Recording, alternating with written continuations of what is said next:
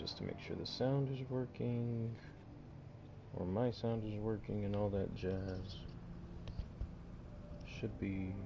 See no reason why it shouldn't. Keep chatting. Blah blah blah. Chicka chicka wow. Banana.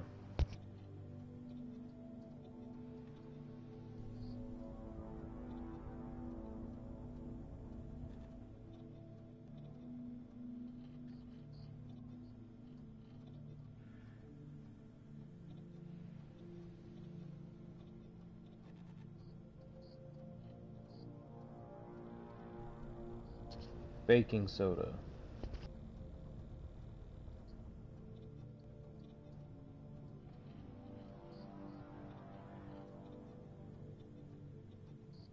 Alright, cool, it's working. Ugh. Oh, okay.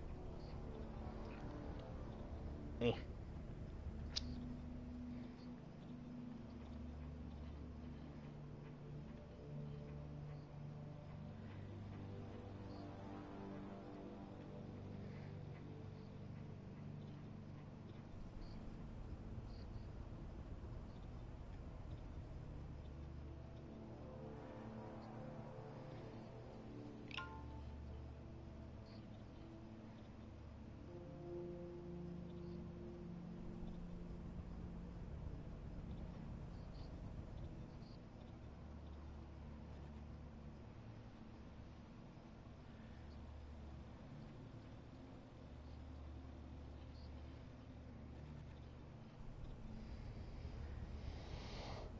Baking soda, I got baking soda. Run it through the back.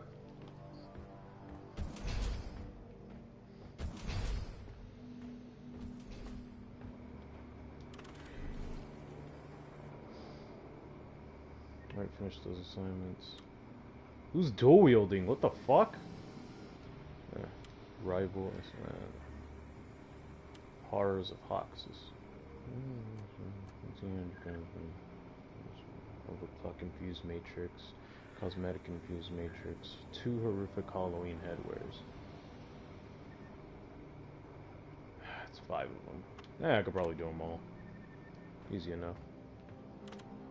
I'll just be sure to take Gunner. That way I could do them quick.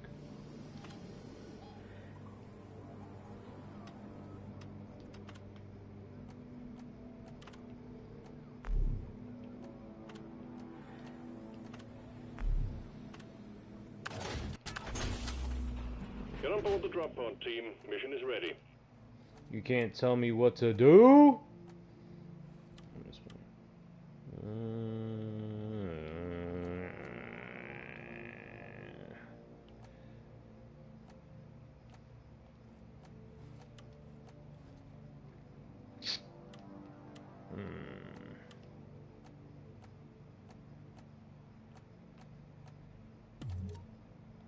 I like that mineral look.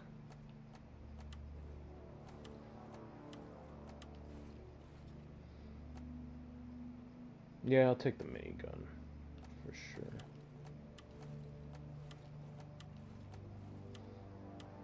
Which gun am I using on this?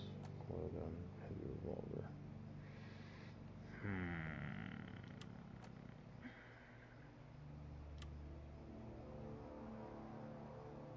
Yeah, I'll take it. Alrighty. Let's get this show on the road.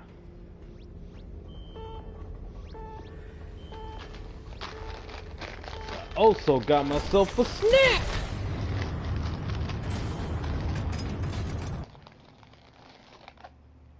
These are lime jalapeno ruffles.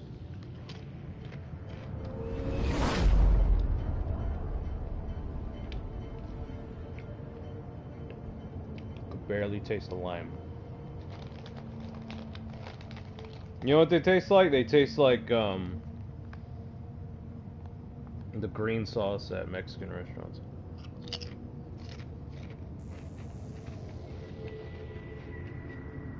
Ah, there's the lime. Okay. I get it now. I got it.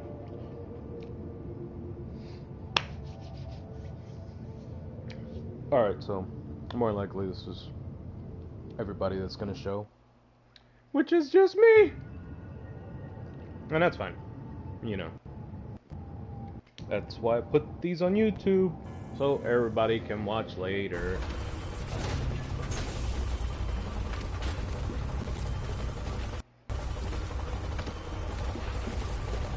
So I'll consider the stream officially started now.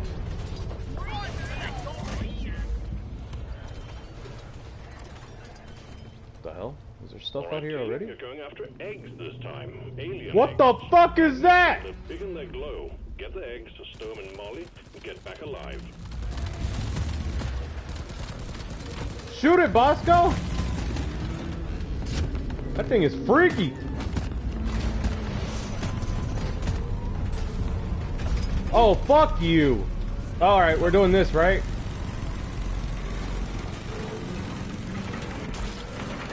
Bitch! Oh, that's what those were. Alright. I hate those crab leg things. Fuck! These things are evil. Oh, look at that. Little Halloween thingies. A cave pumpkin. Oh, what the fuck? Alright. That's pretty cool, though. I'm not gonna lie.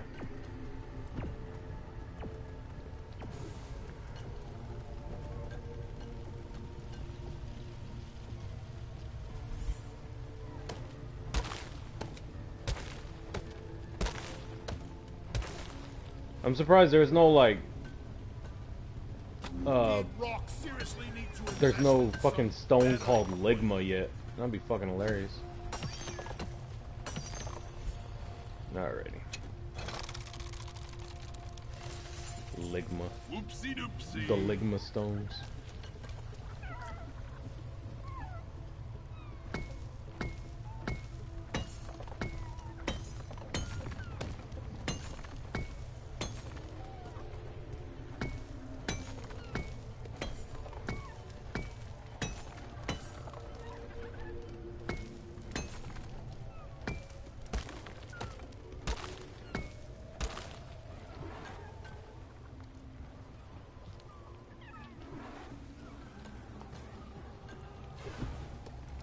A viewer!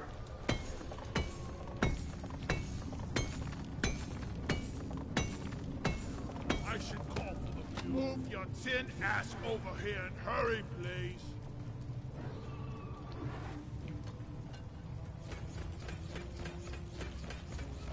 Why, hello. I think we actually have a chance to make it out alive. As we proceed to not make it out of here alive.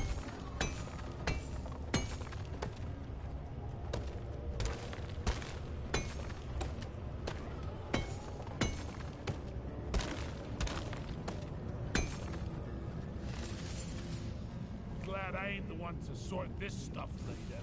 Oh, right, we're doing the alien eggs thing. Right.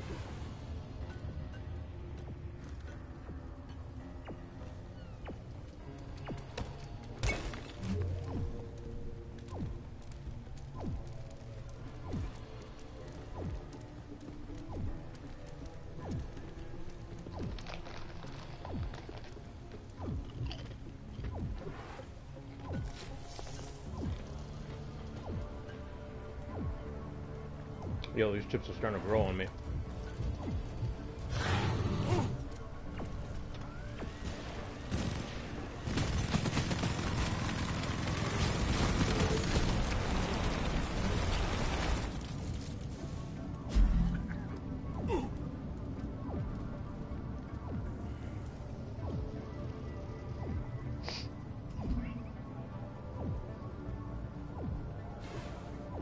Let me just finish this one quest and then I'm gonna start chatting it up.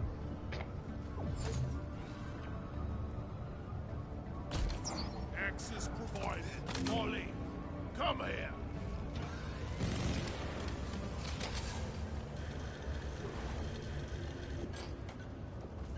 Much better.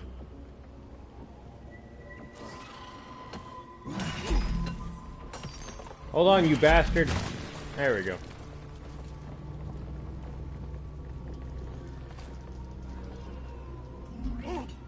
Damn, Molly.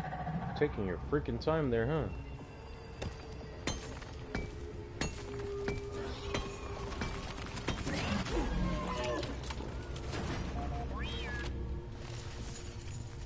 Like feeding a bottomless pit.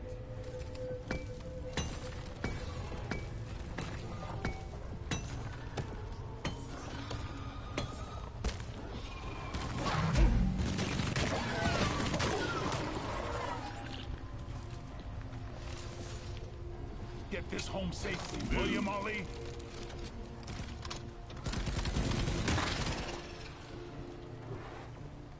Hey. More of the good stuff. You know what? I went to the store and I should have got ice cream. In a big mood for ice cream now. And I have stuff I want though, surprisingly.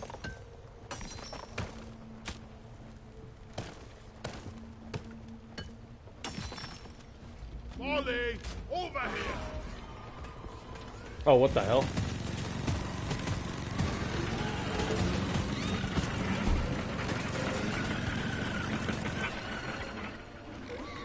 Come back and fight, you coward!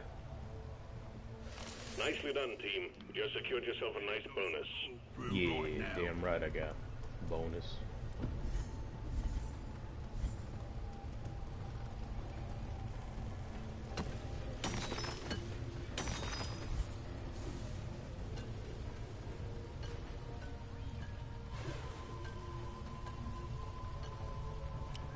Go fetch!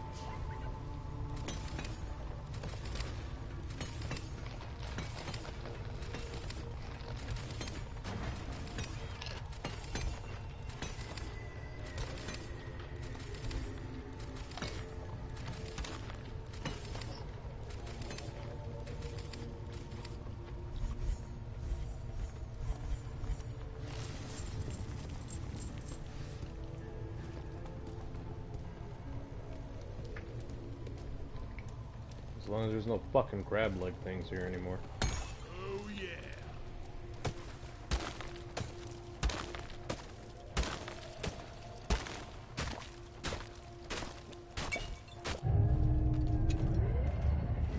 Yeah, do something about it, coward. Wait, 6, 12. A lot of aliens heading your way. Fuck these Tyranids. I ain't scared.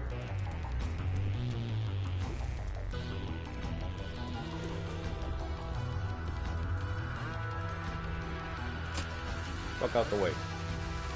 Combat positions. The swarm's here.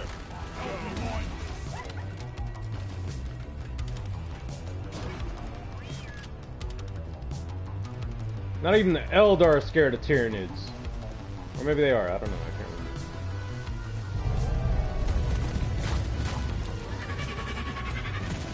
Shut up, bitch. I got the deployment.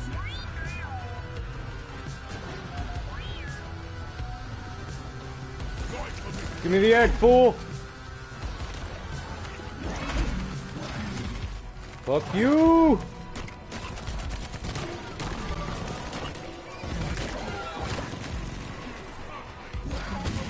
Fuck off, you bullshit Tyranids!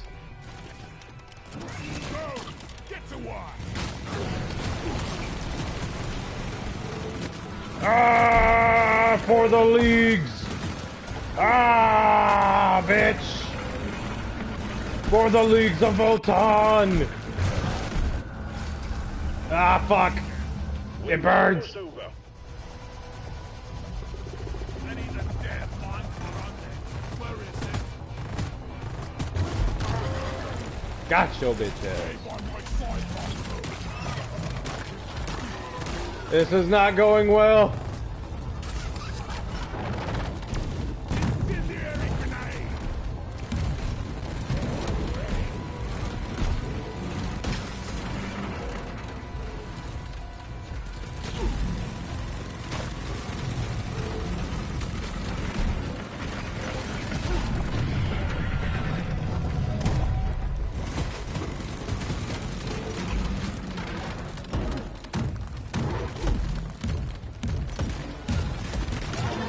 Got your big ass.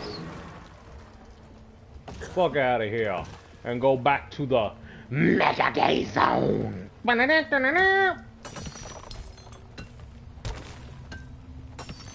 we go. Where's that last egg at?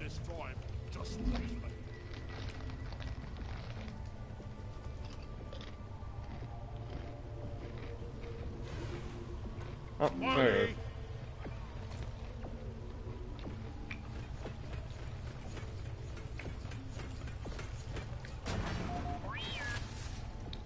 So far, so good. Bosco, find it. I also bought a can of Bang, and it was literally called champagne. So let's see if it actually tastes like champagne.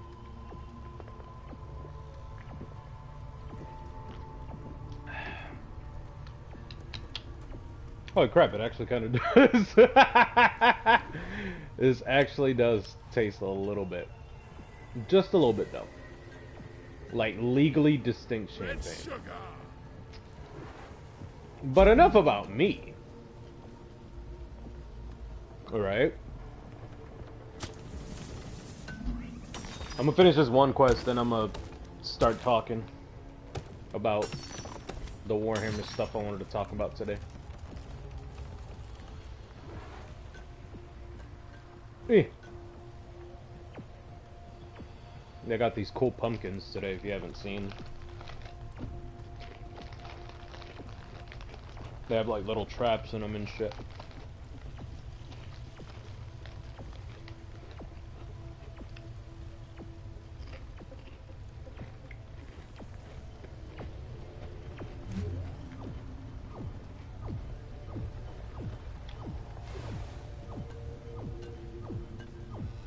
Right?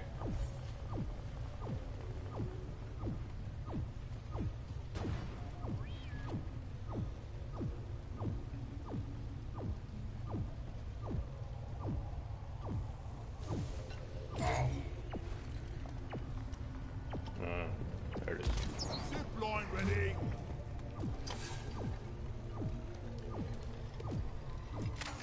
Lock and load it.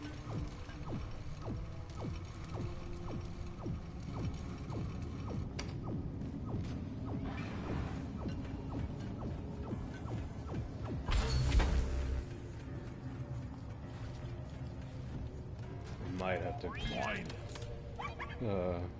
call for a resupply. Hey, I'm doing these Halloween themed assignments because it comes if you get them, if you beat them, you get 2 free. You get a lot of money and some other materials, but you get 2 free skins.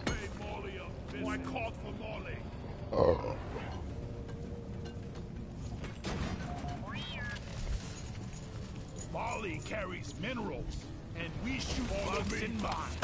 More life in a nutshell. Good job. Get the rest of that, by the way.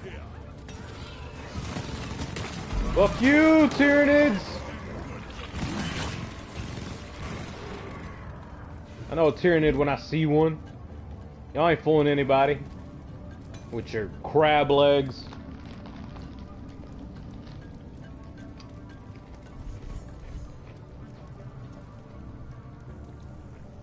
These chips are really starting to get to me. They are really good. Holy shit. I don't even like spicy stuff like that. These some good chips.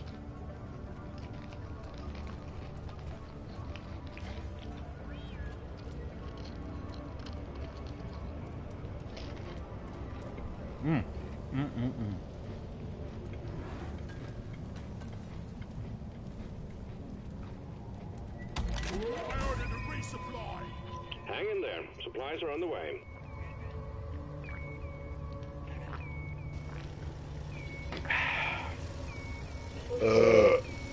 If you put this Bang as champagne flavored and you put orange juice with it, does that make it a mimosa?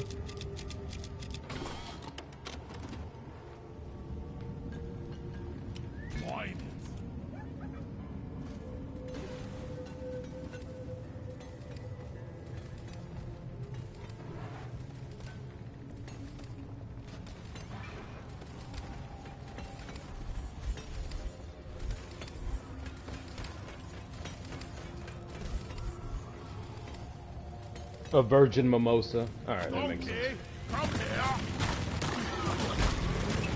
Ah, for the League of Bolton! Damn, this one lost everything.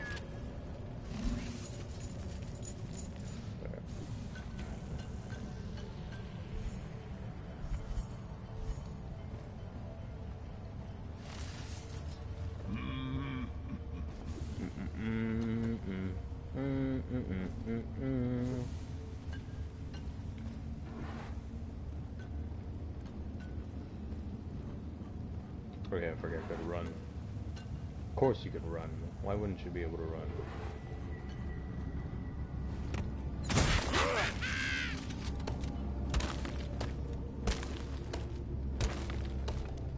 Just take your sweet time, old lady. I've got all day. day.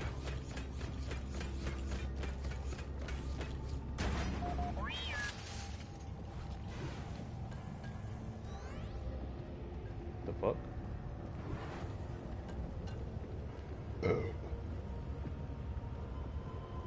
Hate to wait for flare charging.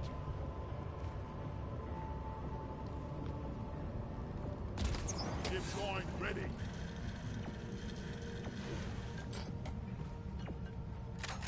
Reloaded.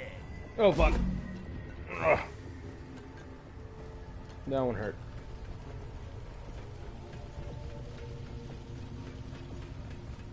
Boy, feels good.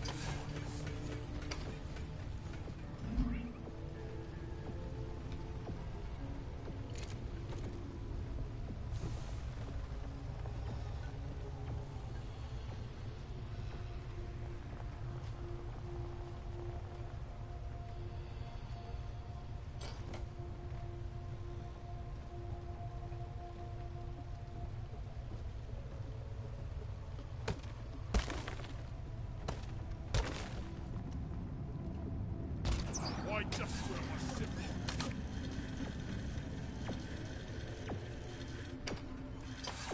Like that. Galaxy's finest.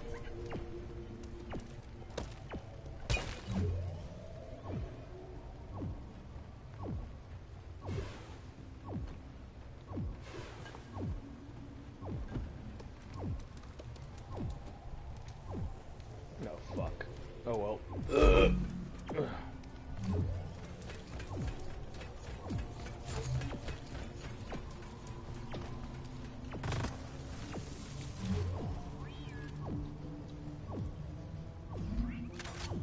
I was born ready. There we go.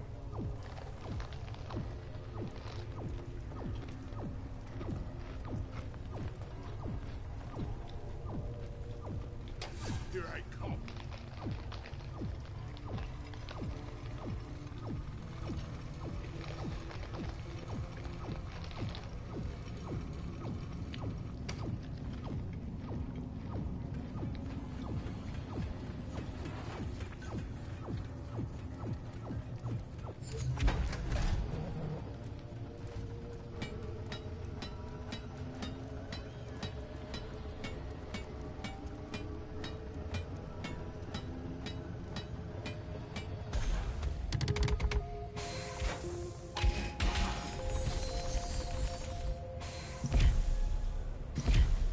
Hey.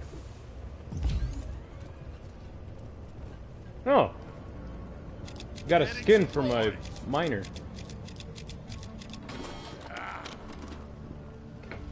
Or whatever he's called, I don't fucking know. Alright, where are the last of these fucking eggs? That way.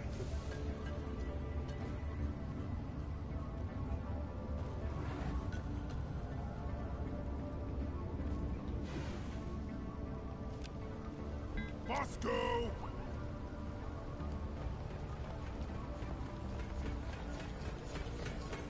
Wally is on the way. Oh, it's not that? Okay. Help me mine this. Zip line, done.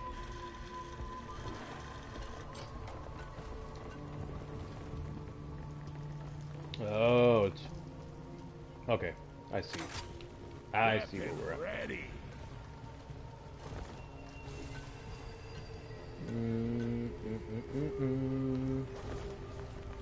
Come on. Get up there.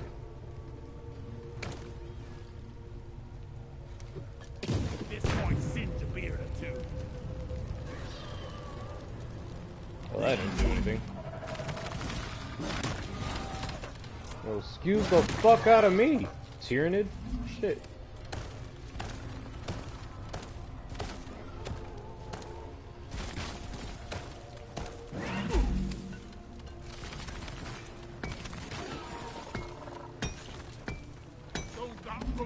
I need the mule right here, right now. I need the mule right here, right now.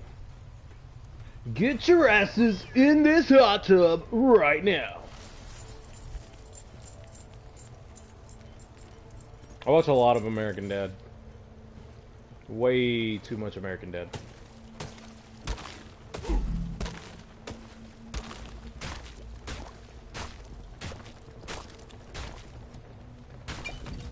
There we go.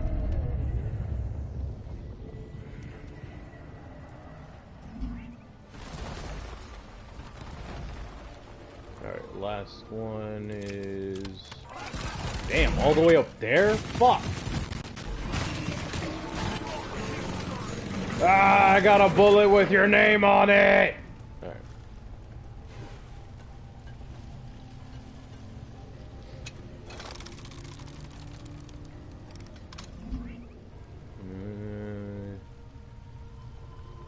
Up there? Somewhere? Yes, you do watch too much American Dad. Yeah, man. Sometimes I feel like I'm either turning into Stan or turning into Roger. It bounced off his head! Ah, fuck. I wanted to do it again. I didn't know I could bounce these flares off of the little dude's head. Alright, I think I have to go back up there.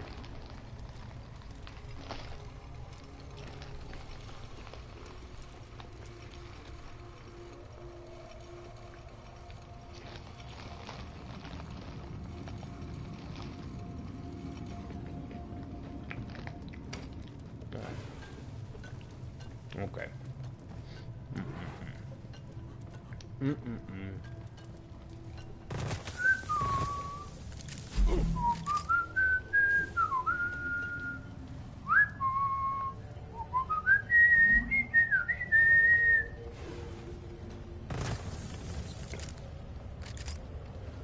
Oh, wow.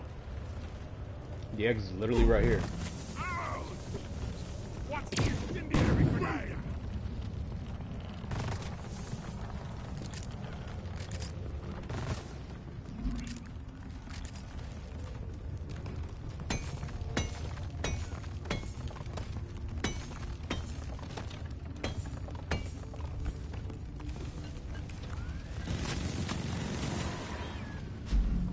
Oh no! That will let the moisture in. Yeah, come do something about it. I don't give a fuck. All eggs collected. Management will be pleased. Escape pod button is activated.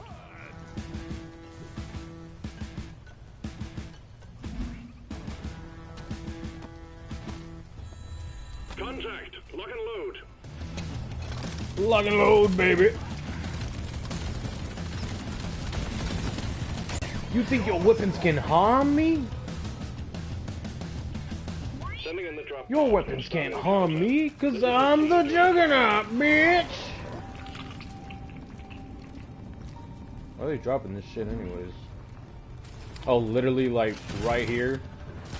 That's funny.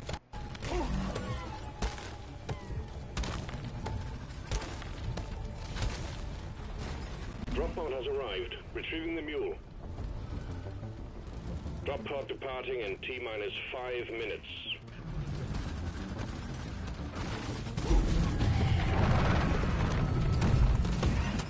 What the fuck? What the fuck? Oh.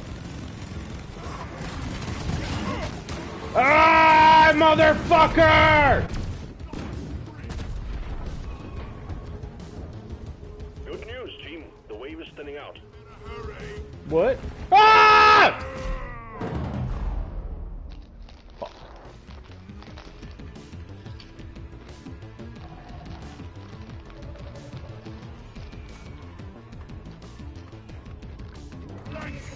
Yeah! Fuck you!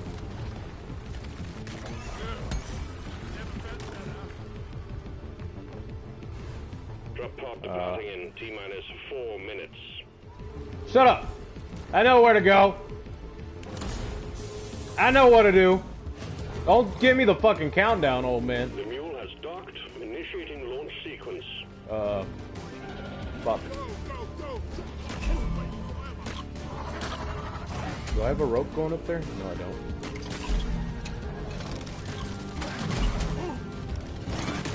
You motherfuckers want to fuck with me so goddamn badly.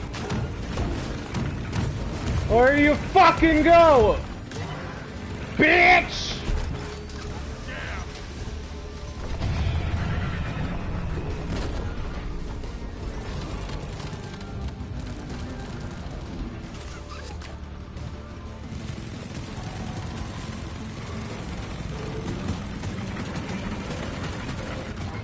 Die, fucker! Die! Drop pod departing in T-minus 3 minutes. Shut the hell up!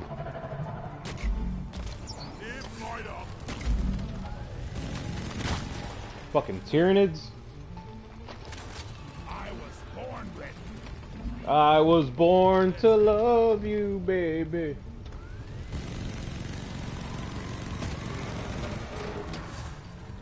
Oh, fuck! No, no, no! Okay. I'm doing it, I'm doing it, I'm doing it, wow.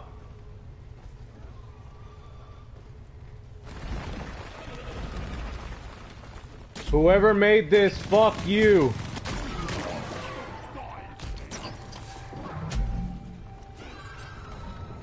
I did it!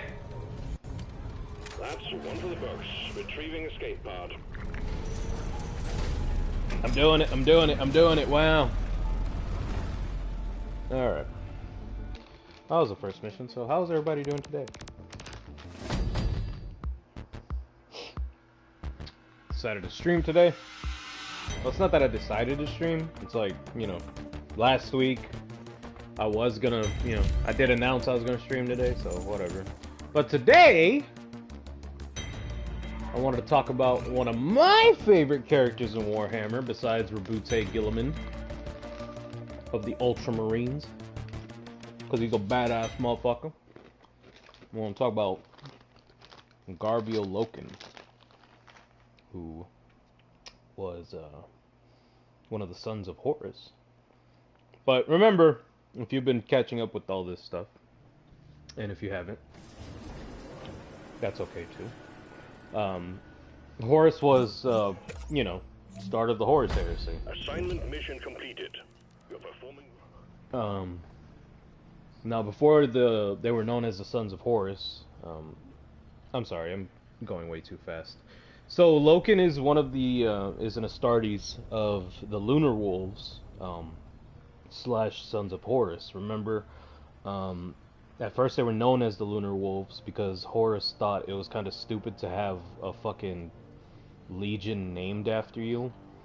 Because it's like, you know, what the fuck do I want a legion named after me? And all of his brothers would be like, yeah, motherfucker, you should get your legion. You should call your legion something cool like the Sons of Horus. And he was like, man, fuck that shit. That sounds fruity as a motherfucker.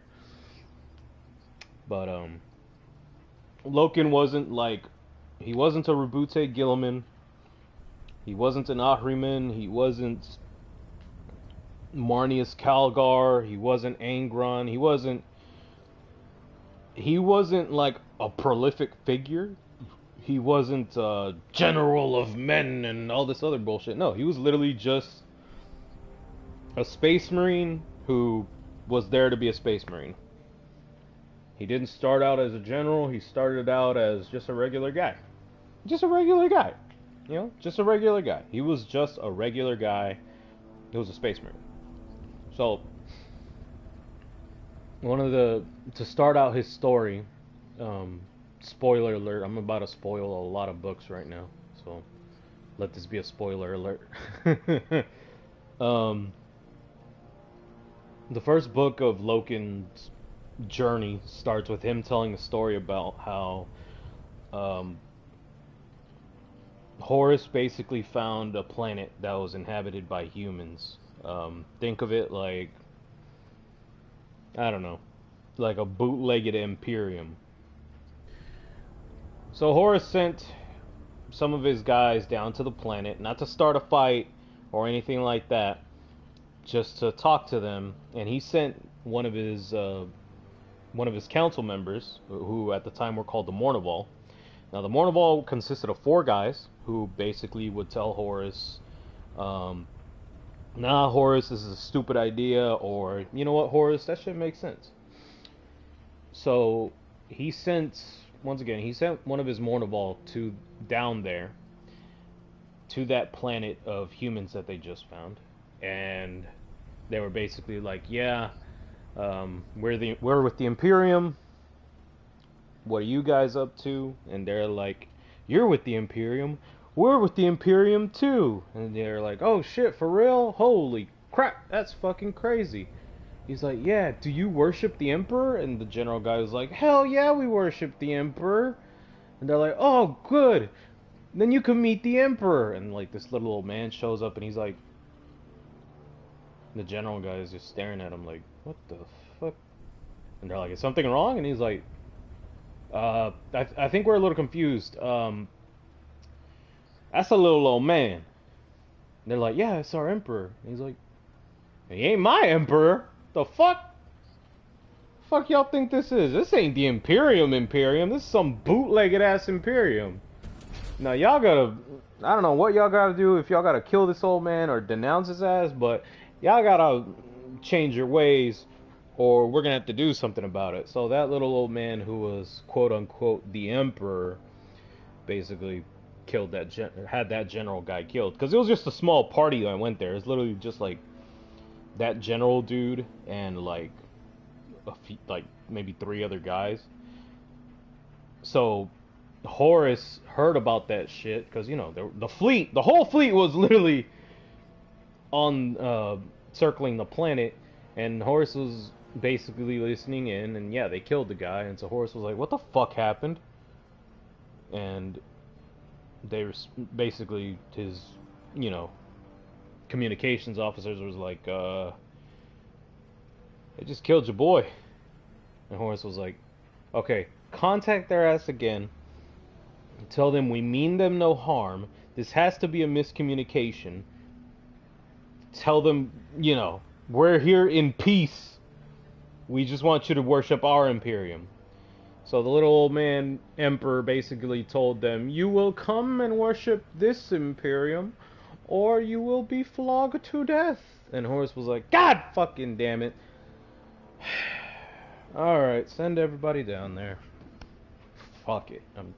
I guess I gotta kill somebody. So, Horus sent everybody. Remember, his whole fleet was right on the planet. So, Horus basically sent Torgodon, one of his other Mournival guys, Loken, who was just, I think he was a chapter master.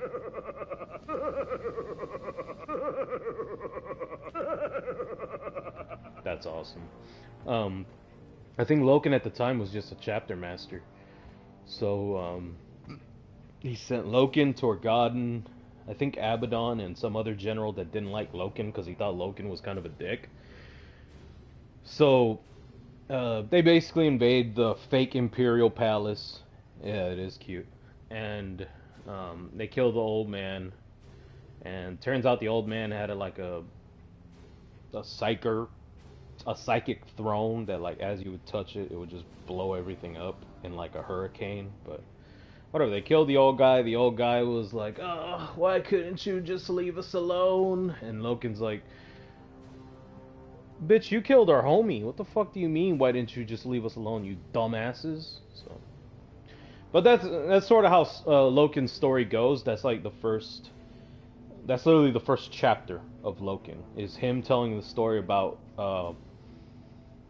It was funny. Literally the first word of that chapter is, "Did I ever tell you the story of when Horus killed the Emperor?" And it's relating to that. But after that event happened, after that general guy, that one of Horus's mournable guys died, Loken got not depressed, but after hearing the old man be like, "Why couldn't you just leave us alone? Well, you killed our general, you dumbass." After that shit happened, he sort of got into his head, like, why couldn't we just leave them alone? Like, what the fuck? I mean, we literally could have just flown away. We didn't even have to send anybody. We could have just said, "Oh, look, humans, hey. We just want to make sure everything's okay." And we could have just left. But, one of Loken's friends in the Mournival, if y'all remember Torgodden, who was literally just the funniest motherfucker alive. Loken was training, and Torgodden basically...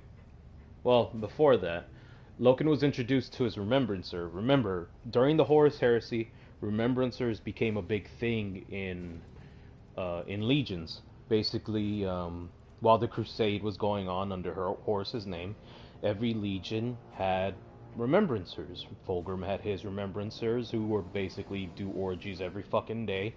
Angron had Remembrancers that we literally cannot find to this day.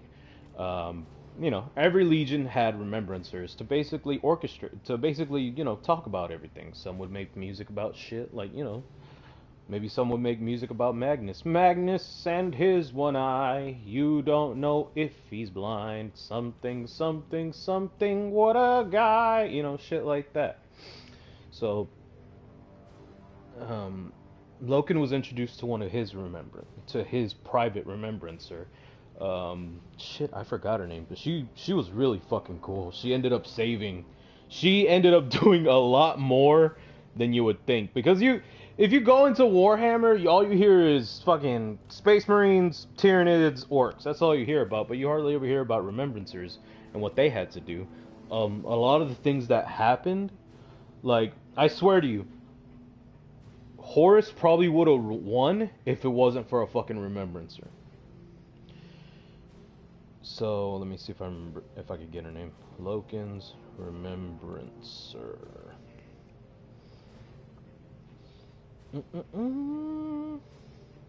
Well, Loken came into contact with 3 Remembrancers, but this one was this private one that he met first. One sec. Where's this girl at? Because it was Keeler,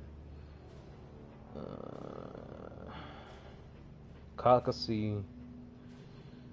Come on. Keeler, Kakasi. And then his own. I forgot her name. Damn it. Serpent Lodge. Abaddon.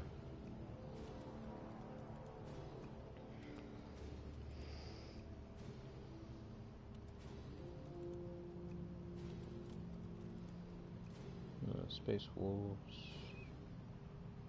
Keeler, Kakasi, Cinderman. And the one for some reason I cannot find. I cannot remember her name.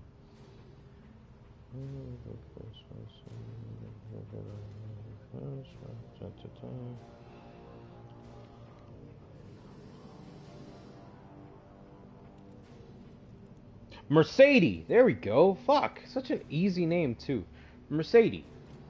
Loken was introduced to his own private Remembrancer named Mercedes, and Mercedes was really quiet. She was pretty quiet, pretty shy. She introduced herself to Loken, and she was like, "I will be your Remembrancer," and Loken was like, "Fuck, I need a Remembrancer for? This is some bullshit. Fuck, I need a Remembrancer for?" And she's like, "Oh, well, I heard you had a very lovely story about when Horus killed the Emperor," and he's like, "That shit ain't for Remembrancers, fuck off!" And so he left. So then Loken went to, like, the training grounds, and he met up with his homeboy from the Mournival, Torek Torgadon. And like I said before, Torek Torgadon's a funny motherfucker. Torek Torgadon talked to Loken, and he's like, "So, Loken, you heard about that weird shit that's going on?" And Loken's like, "Yeah, am I gonna be put in the Motorvault?" And then Torgadon's like, "Nope. Fuck you mean you're gonna be put in the Motorvault, you dumbass? Why would you be put in there?" And Loken's like, "Are you being for real?" And Torgadon's like, "Nah, you're gonna be put in the Motorvault, bro. Yeah, we're thinking about it." And Logan's like, "But what about that one general guy that doesn't like me?" And Torgadon's like, "Fuck that bitch. He could be angry all he fucking wants. He ain't in the Mournival. I'm in the Mournival. Abaddon's in the Mournival, and he likes your ass, and I like your ass. So guess what? You're gonna be in the Mournival." And Logan's like, "Oh shit, that's crazy, bro." And he's like, and then Torgadon's telling him like, "Yeah, man, you're in the Mournival. There's gonna be a little ritual about it, you know." And Logan's like, "Why me though?" And then Torgadon's like, "Why not you? I mean, you're awesome, bro. I mean, there were other guys, but we don't like them as much as we like you. So guess what, Logan? You're gonna be in the Mournival." So they go to another planet. I think it's like, I don't think it's Terra. It's just, I think it might be Terra actually, because there's like a pond and shit. But Loken called on his remembrancer as he landed. Like, she landed first, and then he landed on the planet, and they talked to each other again. And basically, he's like, "Look, last time we talked, I was kind of a dick, and I just want to apologize. Some shit's going down now, and I want you to be there for it, to see it, to write about it. Whatever it is you do, just, get into it. And, I'll be nicer, and we'll be cool. Not much will go on." And she's like, "All right, cool. Well, what are we doing here?" And he's like, "Well, I'm about to be put in some shit. Can't talk about it. Whatever." So she hangs out with some Imperial Guard dudes, and Loken goes to start his ritual, where basically it's Torek Torgadon, Isekai Ezekiel Abaddon. I call him Isekai because it's literally spelled Isekai. It's fucking hilarious. Thank you, Adeptus Ridiculous. And Little Horse Aximand. Little Horse Aximand is literally called, I went through this before, he's literally called Little Horse because he looks like a little miniature horse in space armor. Whatever. So they start the ritual, which is literally just like, I think it's like a pond. And they do it at nighttime, so Mournival. Basically, he had to call all the members of the Mournival, all the past members and stuff like that. And basically, they swore, Loken had to swear that, yes, I will be there as a brother to you guys, and as counsel for Horus and all this other stuff. And, after the ritual, they all hung out, and they're like, "Yeah, this, and that."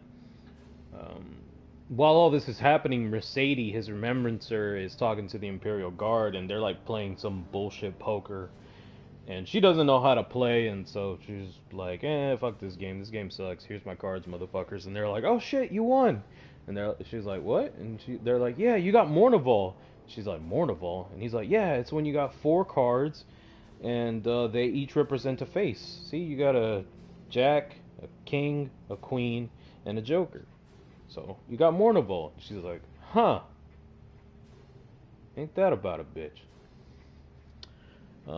Before all this happened, though, Mercedes, after her talk with Loken, when Loken kind of snapped at her, she went to her remembrancer friends, Keeler, who was just, I don't know. She was blonde, she was hot, but she was remembrancer, whatever. And Caucasus, he was a little chunky dude, but he was really smart. And she was like, "Oh yeah, I just met up with Loken. Loken's kind of an asshole." And they're like, "Oh really? Shit, I hear you got a badass story." And so, whatever. That's some beyond shit. But before that ritual as well, Loken talked to his mentor, who was this little old guy. He literally, his whole job is to talk and stuff. And Loken basically asked him, like, "Yeah, bro, I'm gonna be put in the Mournival." And Cinderman, who was the teacher guy, he was like, "Yeah, you should be put in the Mournival. I mean, back in the day, the Emperor even had people to tell him no." And then Loken was like, "Fuck you mean he had people to tell him no?" And he's like, "Oh yeah, back in the day, the Emperor had people who would tell him no. He'd be like, you know what, I should go get Burger King. Those guys will be like, nah, bro, you should go get McDonald's, shit like that." And he's like, "So it's my job to tell Horus to go get McDonald's instead of Burger King?" And he's like, "Yeah, in a nutshell, yeah, pretty much." So, but after that, that's when the ritual happened, and you got a little more introduced to a few other people as well. You got introduced to Keeler and Caucasus. Keeler and Caucasus were really cool. Um, Keeler, it's weird though seeing Keeler in the beginning of the book, knowing later on what happens to her, because later on it's fucking crazy. But after that ritual, Loken is shown the life basically. He's there for Horus almost 24/7. Not really 24/7, but if Horus needs counsel, Loken's one of the guys that's supposed to, like, you know, nah, Horus, I don't think you should do that, or this, or that. Because he's just normal. He's just a normal guy. He's just a regular guy. Loken, just regular guy. I need a drink. Give me that oily oaf brew. Oily oafs, please.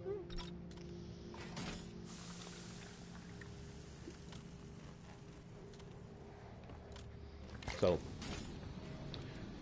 like I said, Loken is shown more about the life.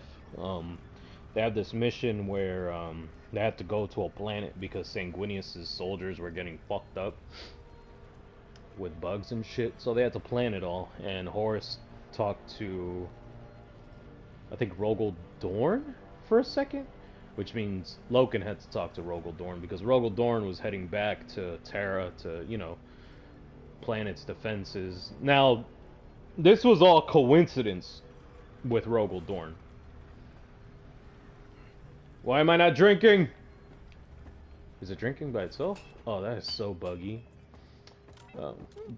This is all coincidence that Rogel Dorn was preparing Terra's defenses. Like, just complete fucking coincidence. Let me get that quality beer. I should go to Smoothie King tomorrow.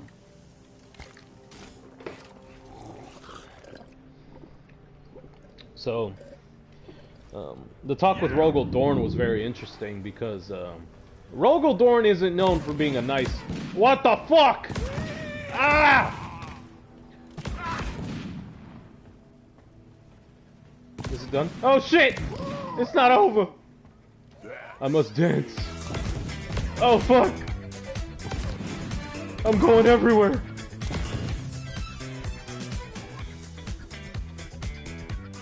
Is it over?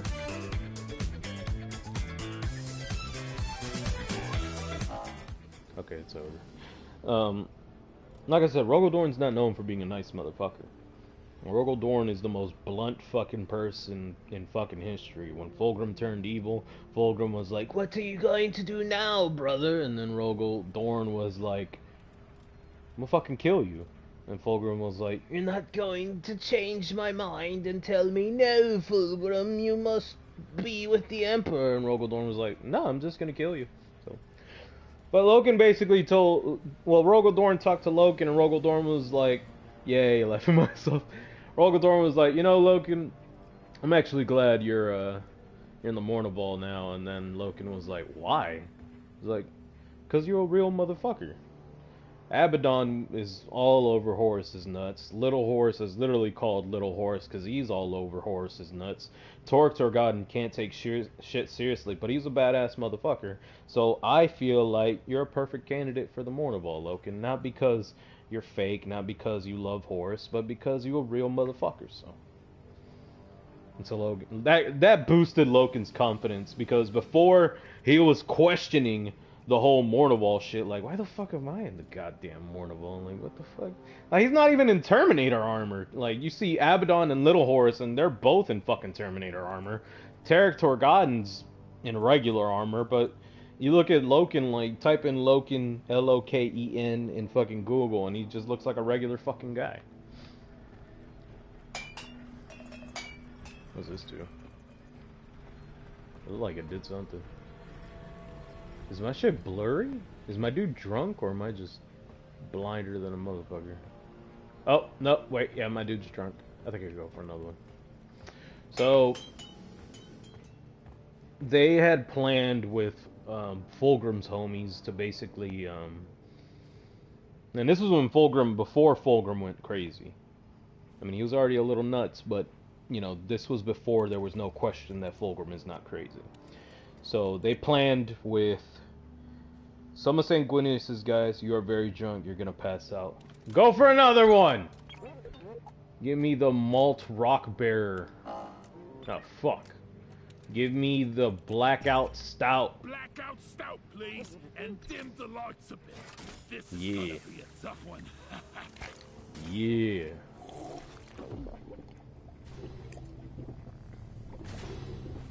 Yeah! Come here!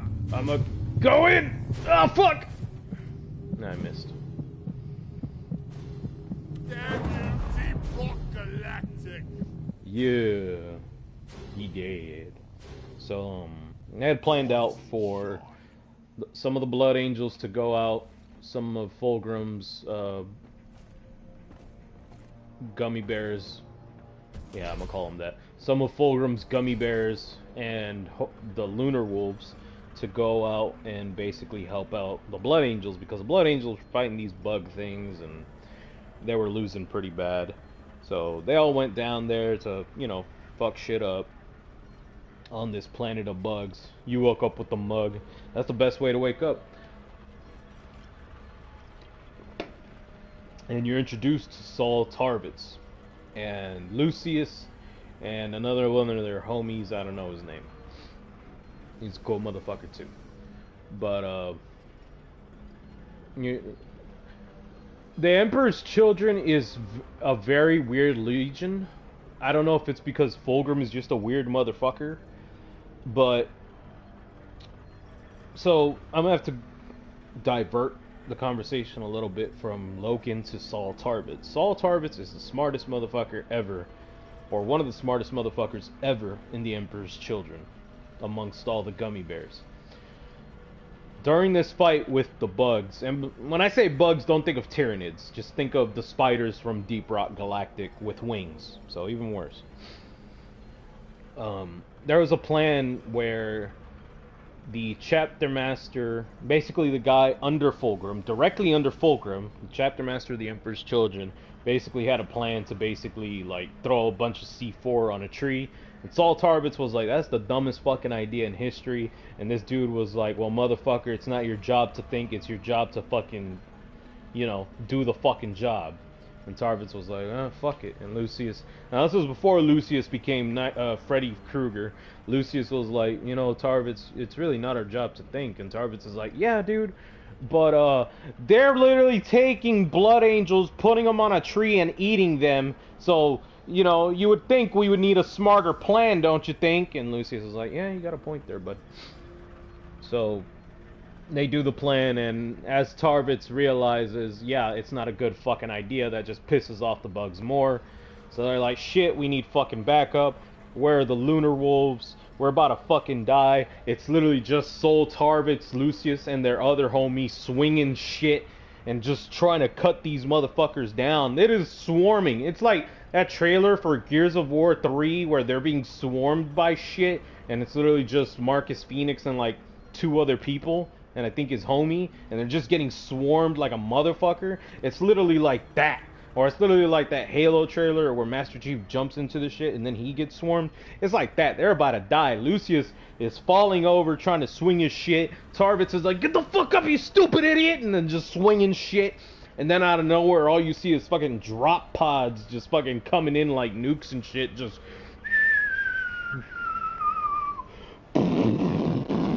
And leading the whole shit is fucking Torgodden from the Lunar Wolves. He's just, die, motherfucker! Ta, ta, ta, ta, ta, ta, ta. You know how fucking Bolter sounds like? It literally sounds like a hammer hitting wood, just... So they clear out the whole shit. Then, you know, once it's clear, the mission ain't done, but once it's clear, they, Torgodden basically calls to Tarvitz, Lucius, and the other guy. And they're like, alright, so what's been going down? And then Tarvitz is like, oh, not much, sir. We're just doing our job. And they're like, okay, well, Torgon's like, all right, so what do you think about the job? Like, what made y'all do this? And Tarvis was like, it's really not my plan to say, sir. And Lucius was like, Tarvis, just tell this motherfucker what happened. And he's like, nah, I don't think I will. And then Torgon's like, bitch, you better tell me what the fuck happened. And then their one homie in Terminator Armor's like, look, sir, our general made us do something stupid.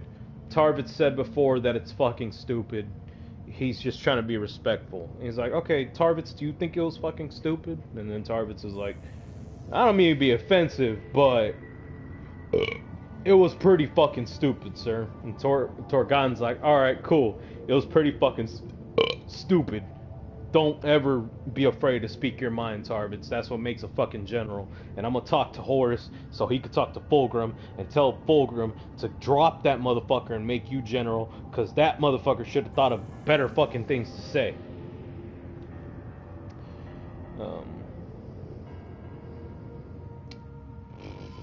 Before that, well, that shit happened, and that shit was interesting. I think at the same time or before, the reason why I had to divert the shit from Loken is because Loken was dealing with his own shit at the same time on another planet. Let me see if I remember clearly. Give me a second. Let me rack my brain real quick while I try to remember exactly what happened. Scanners indicate particularly rich veins of morkite and gold further down. Bring it back, boys. Morkite. Which one's morkite?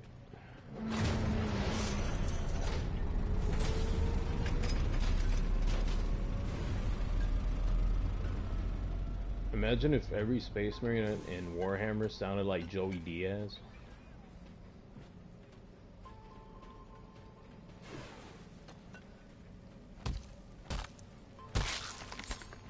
You gotta do it for the Emperor, you fucking momos.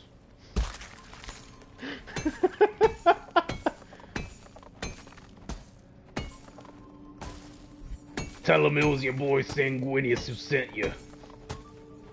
You fucking momos. Shut the fuck up, horse. You know what? I want a Joey Diaz Space Marine and Terminator armor. That'd be fucking awesome.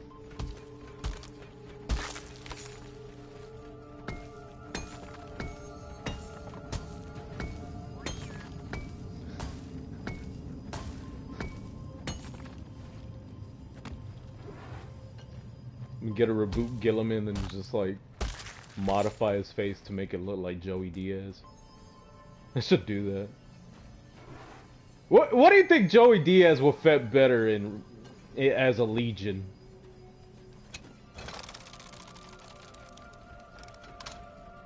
I feel like he'd be an ultra. Nah, I can't say he'd be an Ultramarine at all. Like, I don't think Joey Diaz would fit as an Ultramarine. Moscow, line it. I'm gonna have to go down the list. Definitely not a fucking Iron Hands.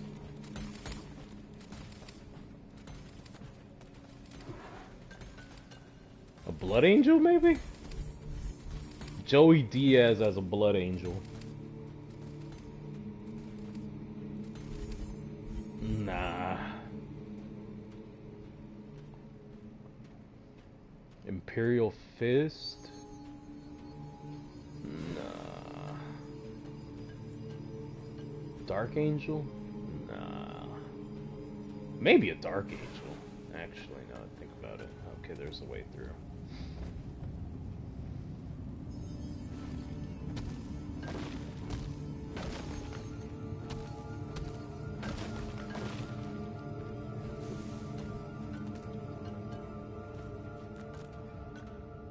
We're no longer sons of Horus, you fucking momos. We're Luna Wolves.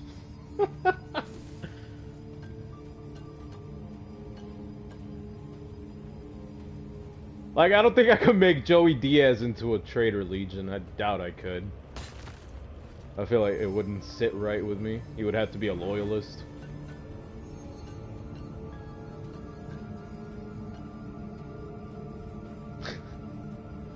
You think it would be insulting if I made Joey Diaz into, like, into an Ogren? For the Emperor, you fucking momos! I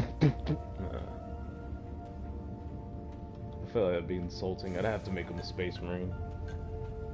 Just make a whole fucking thing of, like, comedian miniatures. It could fit, yeah. I think that's probably the closest I'll be able to get to it.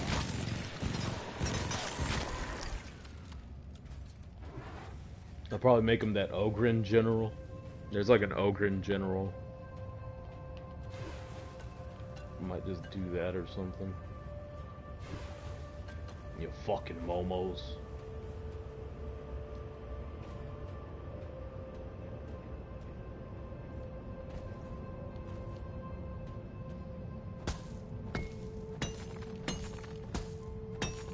And they told us they were gonna bring back Rabute, and I was like, that bitch got a big distance to cover. Where is that damn tin can? I think if I had to make Joey Diaz into a miniature, it would probably be an Ogren. But like, I think the cool thing would be to make him a Ultramarine and just make him Marnius Calgar. You're not touching Gilliman, you fucking Momo.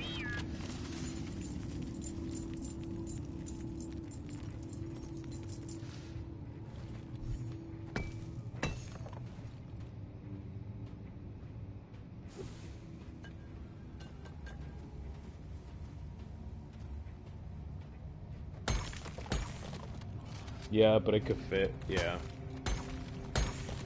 That'd probably be the best way to do it.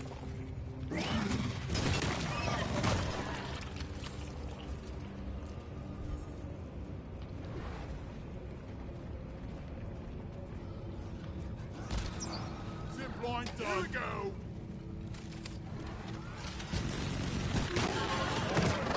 What the fuck?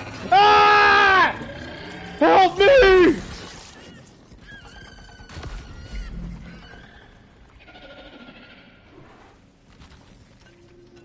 Scared the fuck out of me, man. No more room. Where is that?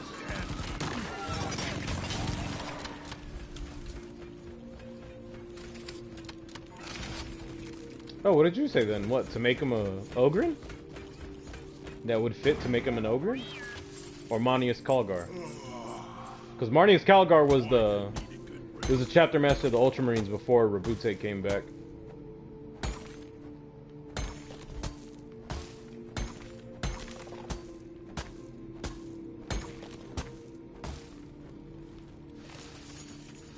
Where do all these minerals go? Now I gotta look up at the fucking ceiling because of that bitch! I hate you! Go fetch.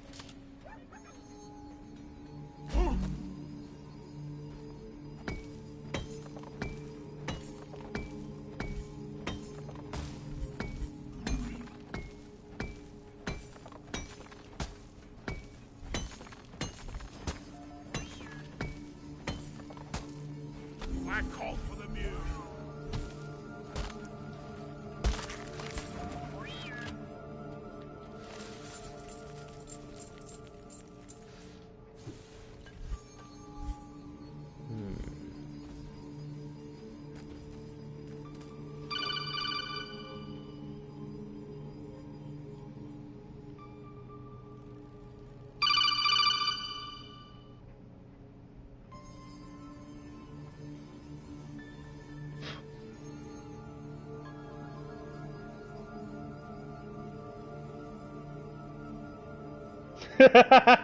Oh, my bad. I didn't see that. What the hell? Yeah, that didn't show up in my chat.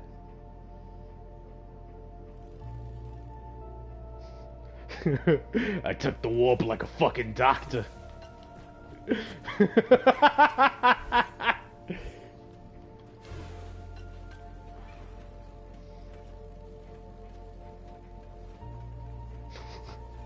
Imagine. Fuck it. I can't, as much as I would love to, I can't make, I don't think Argotol isn't a 40k thing, so I can't even make him a word bearer.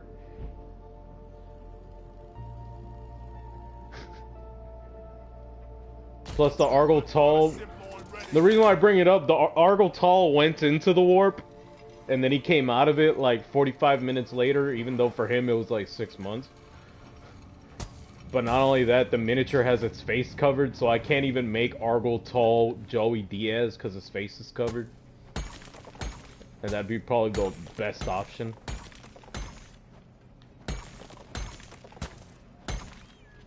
I went into the warp like a fucking doctor.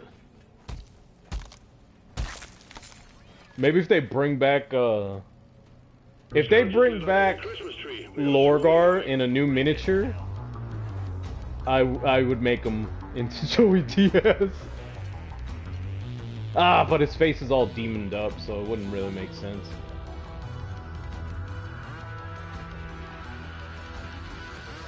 I went into the warp like a fucking doctor.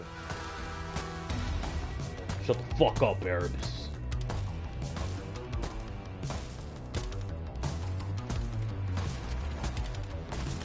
I wonder if there's comedians that play Warhammer. Now I think about this.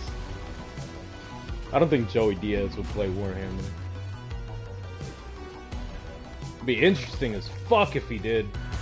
I know Robin Williams played Warhammer. Apparently he had like Eldars and Orcs, I think. Rock and stone, brother.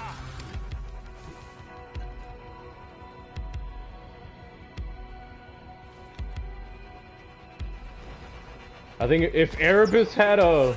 I think Erebus has a mini. I need to check, but if Erebus had a fucking mini, I'd probably make him into Tom Segura.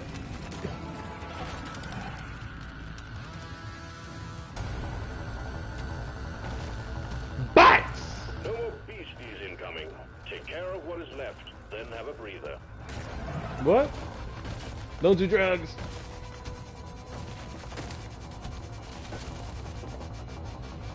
Just find somebody to do the conversion for Tom Segura Erebus.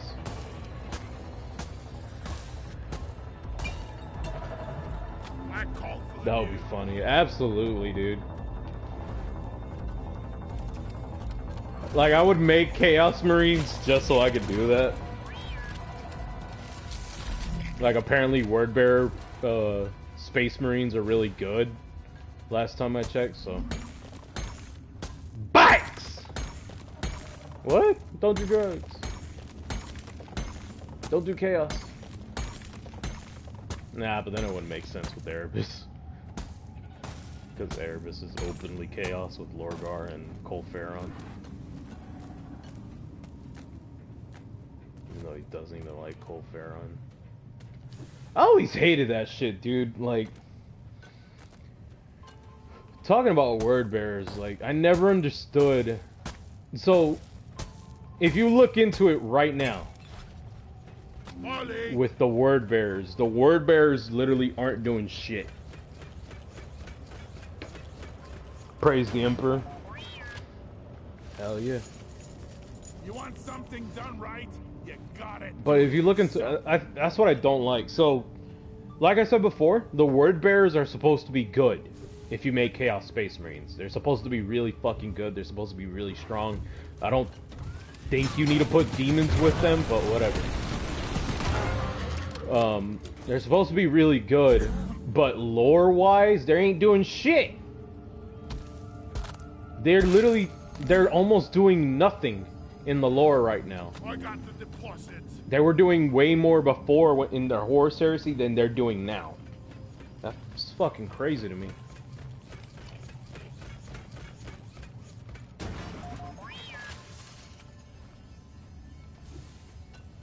Because all they're doing is... Lorgar... I think I said it before in another stream. All Lorgar is doing right now is writing children's books. In his little fucking cathedral or whatever. He's literally just writing children's books because he's too scared that Corvus Corax is gonna come get him. And all Erebus and Colferon are doing while Lorgar's writing fucking children's books is literally infighting within the fucking word bearers for control. And it's like, motherfucker, Abaddon is doing more than y'all, and Abaddon ain't shit.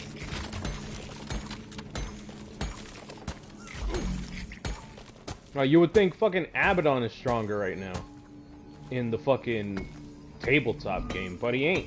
Apparently, word bearers are the shit right now. Last time I checked. I really can't use this for anything.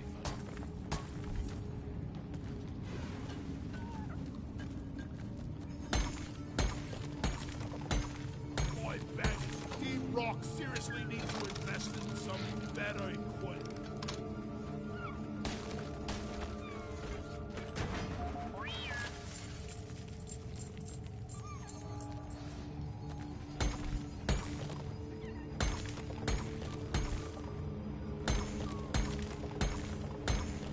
I need to start watching, like, maybe once I'm finished with my Necrons, I'll start looking into, not getting into tournament play, but looking up how tournaments work and shit. Because I've always been curious about that.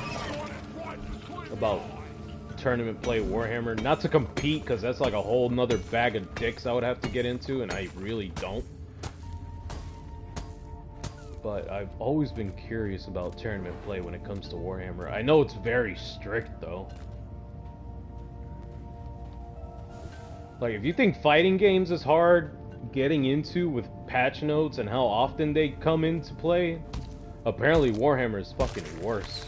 Just take your sweet time, old lady. I've got all day. Praise the Emperor for sure, baby.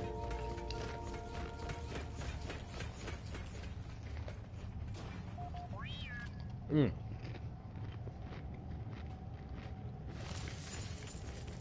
crazy how good these chips are, man. Damn.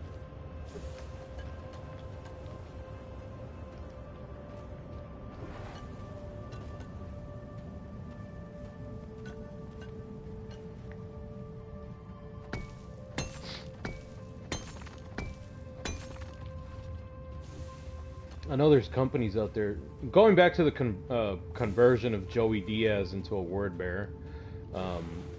I know there's a company, there has to be a few companies that do that type of shit, that make little conversion kits, like freebie conversion kits.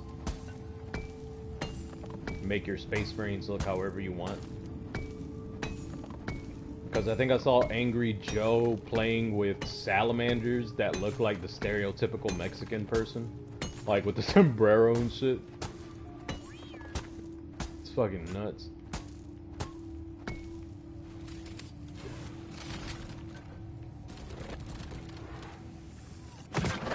Oh, you motherfucker! I saw you coming and I didn't do anything about it.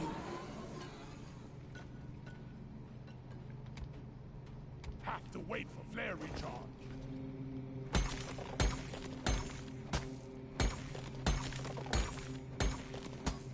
Worthless, but fun to destroy. Molly is on the way.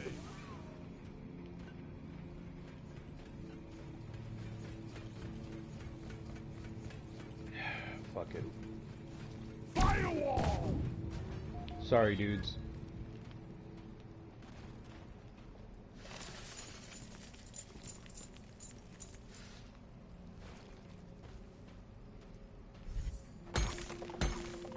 But y'all might have some extra stuff I want.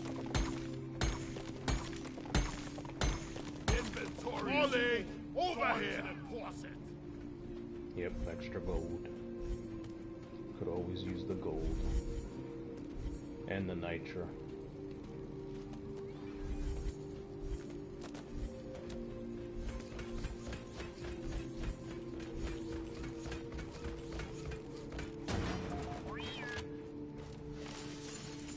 This place is almost nice compared to last time.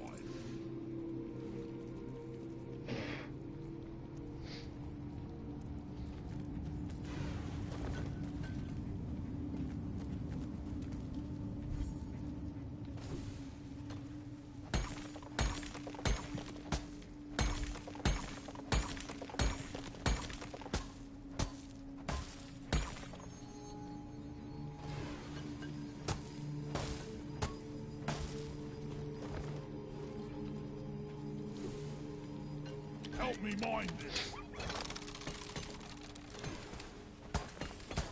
Die, worthless crystal. Out of ammo. I need the mule right here, right now.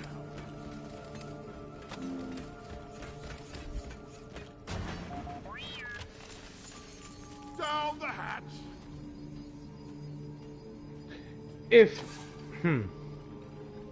Here's a good conversation piece. If you put, I hate to bring this up, but if you put Steven Universe characters in Warhammer, where do you think everybody would go? I think Pearl would be one of the Emperor's children. I think she would be all over Slaanesh. That bitch is more that bitch is more into Slaanesh than Fulgrim, bro. Dead? But like, if they were in a legion, obviously they'd be dead. I believe they'd be dead. Fuck the opportunity that they'd be alive, but like, before they die. Pearl, I think, would be an Emperor's children, or a demon of Slaanesh, one or the other. You're a stain on the floor.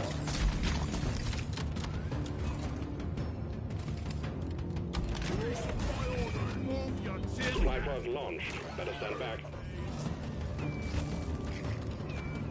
Maybe Amethyst too?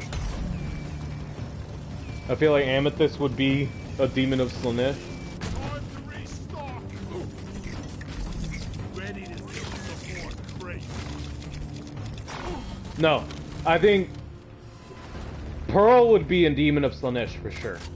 But I think Amethyst would be a Emperor's children. Because she's never satisfied. She's never, as a character, she's always, you know, after perfection. Or believing in herself and shit. The wave is significantly diminished. Well done, team.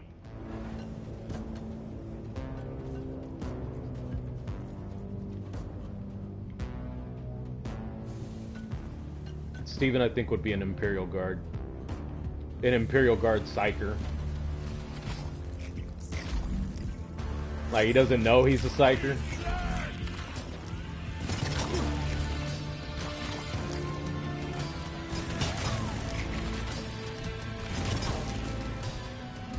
I think Garnet would probably be like a Grey Knight, which I think would be funny. And Greg would be an Imperial Guard commissar, but he wouldn't shoot anybody in the face. He'd just be Caiaphas Cain in a nutshell. I ain't about to shoot anybody. Shit. Either Greg would be a commissar or he'd be a noise marine. Fuck it. I'm here to play music. Nothing more. I'm going in circles.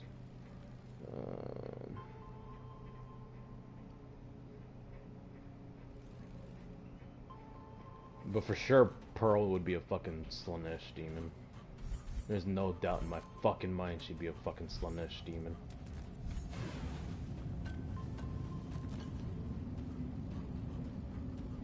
That whole "you do it for her" bullshit. Nah, that's something a Slaanesh demon would say.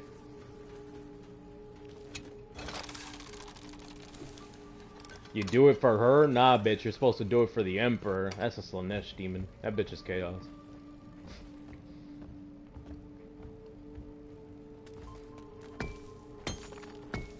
I'm full. Where's Molly? Oh, I called for Molly.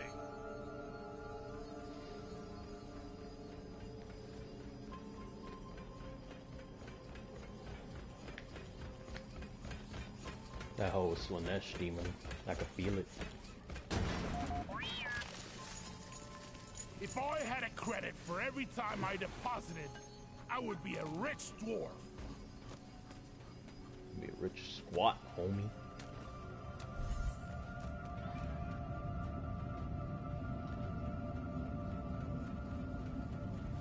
You do it for her, that is to say, you do it for him, that's a fucking Slaanesh demon. Amethyst would be a Emperor's children. Garnet would be Now I think about it, I don't know what Garnet would be. Maybe I don't know, Grey Knight just doesn't sound right. Ronaldo would be dead. For sure. Ronaldo would be dead.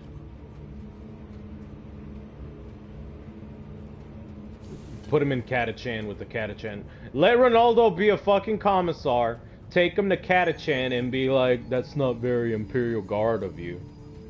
What happened to Commissar Ronaldo? I don't fucking know. I don't know. If we knew, we'd tell you. But we don't know. I remember he said, I'm going to go check those flowers. They look very beautiful.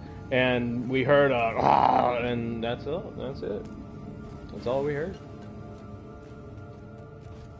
I don't know where he went. I don't know.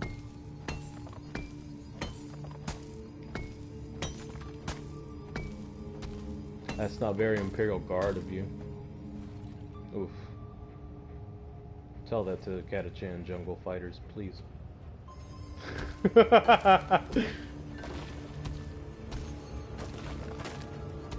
That's crazy, dude. You can't...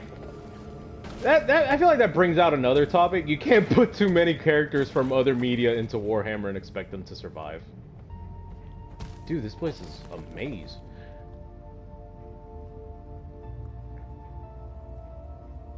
Like, you literally cannot put too many characters from other forms of media into Warhammer and expect them to survive. With, like, they have to, those two universes, for a character to survive in Warhammer, the universe has to sort of follow Warhammer. Like Cyberpunk characters, for example, they could totally be in Warhammer. They won't survive. Like, absolutely they won't fucking survive. There's no fucking way, but they're not surviving Cyberpunk either, so who gives a shit? RoboCop could be in Warhammer. Terminator could be in Warhammer. The T-800? Fuck yeah, but the Emperor would fucking kill them.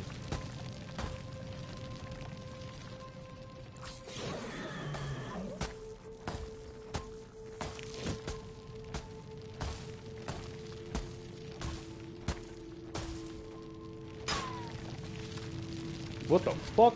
Oh. It's one of those roly-poly things.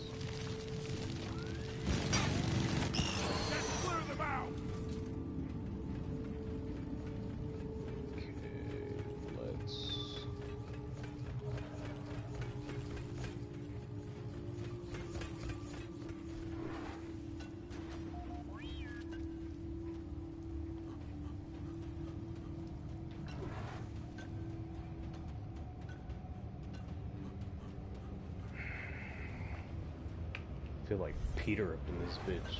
Well, we are officially lost on the Great Space Coaster. Shut up, Johnny! Shut up! I swear to God, unless the next words coming out of your mouth are hard to get back to the fish skeleton, I'm gonna punch you right in the mouth.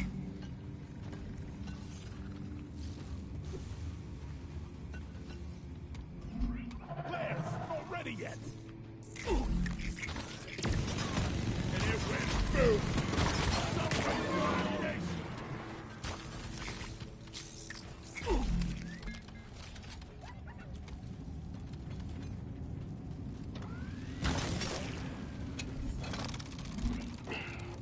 Peter could be a commissar.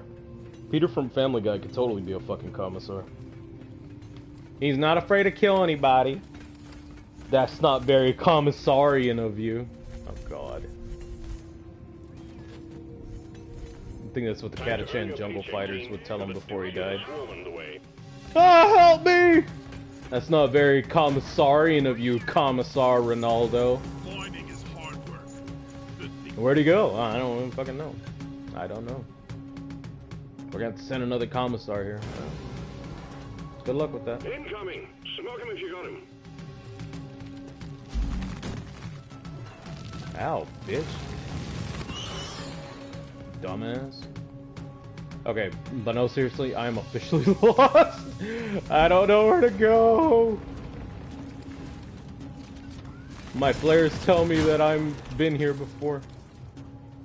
That's not very commissarian of you.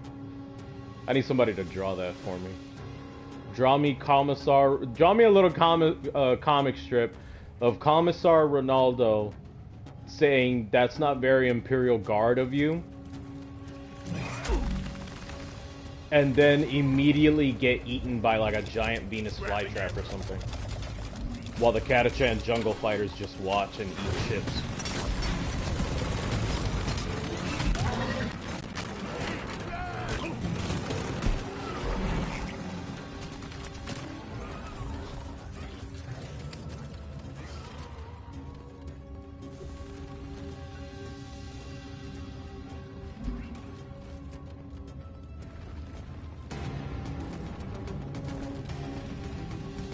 The last of the wave is approaching you now. Keep it together.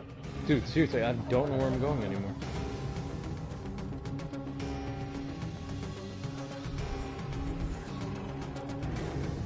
Okay, I'm pretty sure I came from here the first time.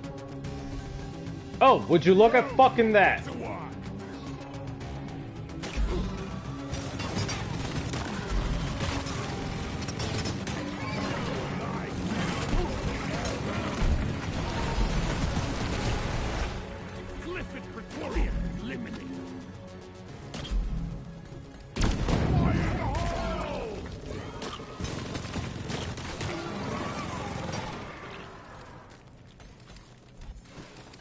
That's not very Imperial of you. There we go, that fits.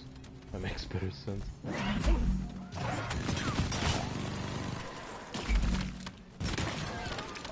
Where is that damn tin? What happened to Commissar Ronaldo? I got no fucking idea, man. Too busy trying to survive fucking Catachan for that shit. Objective complete. Nicely done. Return button on the mule has been activated. Fuck the elbow nuts. Drop pod inbound. Stand Been in clear. this bitch long enough.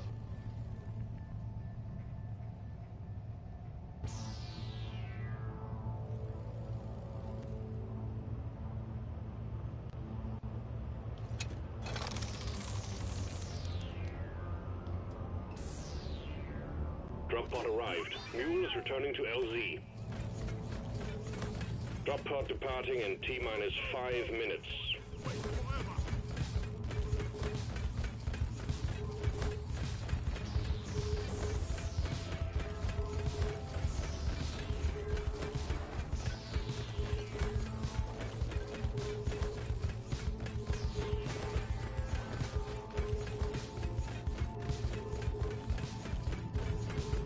You know what? I think Steven himself in Warhammer would be dead. Now that I think about it. Steven from Steven Universe in Warhammer would be dead for sure. There's no reason to fight! Fuck you mean, bitch?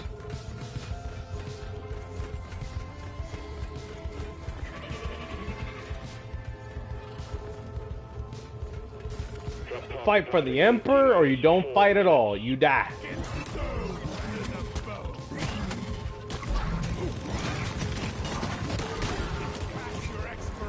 Either the Commissar kills you, or just being in Warhammer kills you.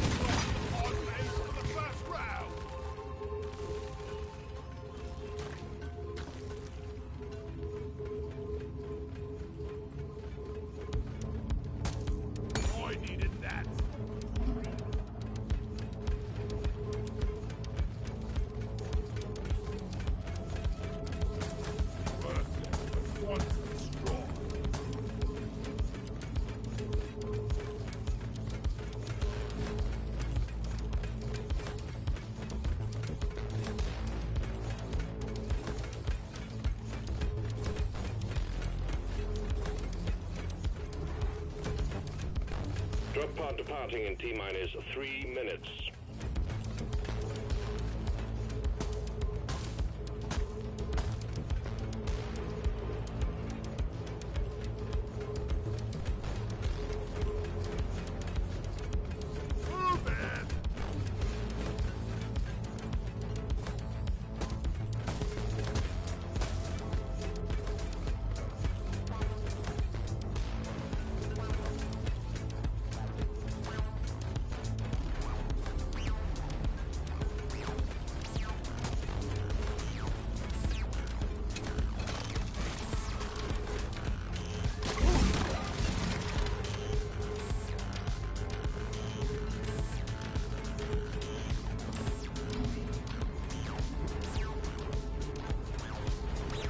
Oh, there it is.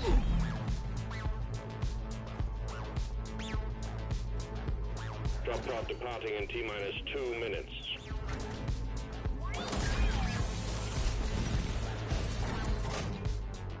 About The to mule save, has been bro. successfully retrieved. Make it snappy, team. The drop pod won't hang around forever. Yeah, no shit, Sherlock. Retrieving escape pod.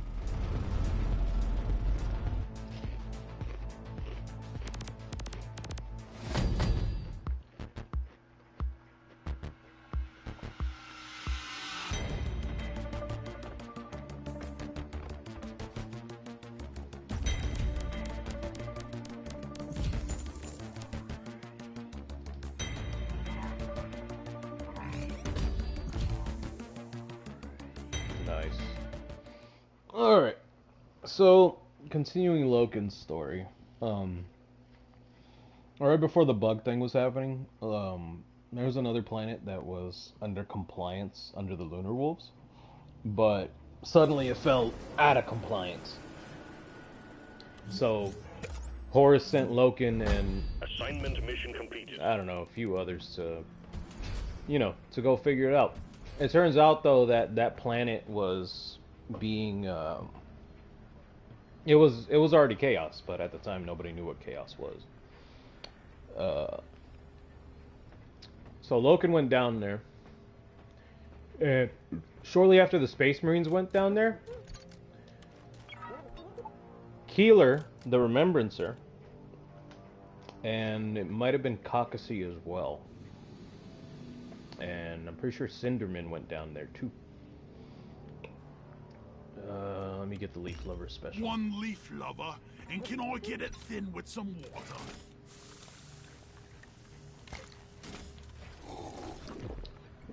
They went down there, and the Remembrancers surely went down there because they wanted to, see what the fuck the action was. So they found a temple, and in the temple they heard voices. Loken didn't hear voices. At least I don't think he heard voices. When suddenly one of his own dudes started killing other Space Marines, and it turns out he was possessed, so Loken had to shoot his ass. And shortly after he shot his ass, Keeler, Cinderman, and I think Caucasus went down there too. They told their, I think it was Imperial Guard, that, we want to be as close to the action as we could be. So they went into the temple too, when suddenly the guy Loken shot down, who was possessed, literally became, I think from what it explained, he became a Plague Marine. It didn't say, oh, and he suddenly became a Plague Marine. No, he was like covered in warts and just, disgusting Plague Marine shit. And it tried to attack Keeler and the other, let me get Flintlocks to light. It tried to attack Keeler and the other Remembrancers when Loken cut it down, and that was Loken's first introduction to Chaos. Oh, it's the blow up shit. I did gems my ass.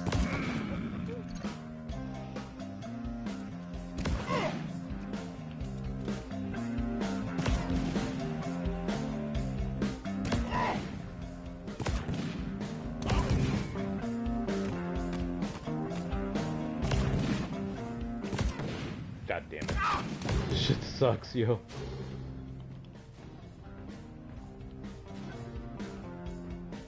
Oh, that's it?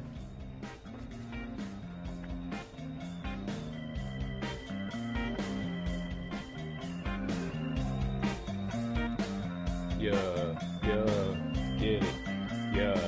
Yeah. So, Loken killed the Plague Marine, and that was Loken's first introduction to the warp and chaos and all that other bullshit. Keeler was traumatized at seeing that shit after it almost killed her. So, shortly after that, Loken went to go talk to Cinderman, his teacher, and he was like, is there shit out there that we don't know about? And Cinderman's like, no, absolutely not. It's the Imperial truth that we believe in. He's like, that's not answering my fucking question, old man. Is there something out there besides the Imperium, besides science, that we don't know about? And Cinderman said, no, there isn't. That's not what we're led to believe. And he's like, then what the fuck did I just fight out there? And then the bug shit happened. And I've told this story before. Turns out the bugs were there in captivity from another race of people that were basically humans from Star Trek and shit. And their death and the birth of the Sons of Horus, because they went from lunar wolves to Sons of Horus. And while this is happening, Loken is just... he's sort of like in a position where it feels like being into the Mournival was more harm than good. Oh shit, I almost forgot. So, after the thing with the Plague Marine, it was Loken's job as chapter master of that section to basically clear out that dude's cabin, like his stuff. And one of the things he found was a coin, and Torgodden was there too, helping him out. Well, Loken was gonna go clean it up, and then Torgodden was like, nah, don't worry about it, I'll clean it. And then Loken's like, nah, motherfucker, it's my job as chapter master. And he found a coin, a silver coin, that had like I think a wolf symbol on it, a wolf and a moon. And Loken was like, what the fuck is this shit? And Torgodden's like, I don't know. He's like, fuck you mean you don't know, Torgodden? He's like, I don't know. He's like, you've seen this before? He's like, I can't say. He's like, you can't say or you don't know. He's like, I can't say. And he's like, this looks like shit that belongs in a club. He's like, yeah, so? He's like, y'all know how I feel about this shit. I told my chapter, this is not cool. And if I find anybody with this shit, there's gonna be hell to pay. And Torgodden's like, look, dude, I can't say anything about it. All I can say is, it's not what you think. It's not bad. It's just, stuff. It's just a club. That's all I can say. I can't say otherwise. And then Loken's like, that's some fucking bullshit. And he puts out, like, on his ship, like, anybody who's found being in the club, I want them to come to me so I can fuck their ass up. And there's some other stuff happening with the Remembrancers. Loken's still talking to Mercedes about everything that he sees, which is a very interesting story plot, because you're able to see Mercedes' reaction. And remember, Mercedes, human, besides the cybernetics she has. Keeler, once again, is traumatized. She's trying to figure out what the fuck is going on. While Kakasi, the other Remembrancer, is also trying to sort of make sense of the Imperium and what goes into Imperial compliance and shit. And they beat the fuck out of him. There's this moment where Kakasi is talking a whole bunch of shit. Like, he got drunk and he was like, oh, the Imperium sucks. And they beat the fuck out of him. And Loken basically took him under his wing. And he was like, look, from now on, you're my responsibility. You see anything, you hear anything, you tell me about it before anybody else.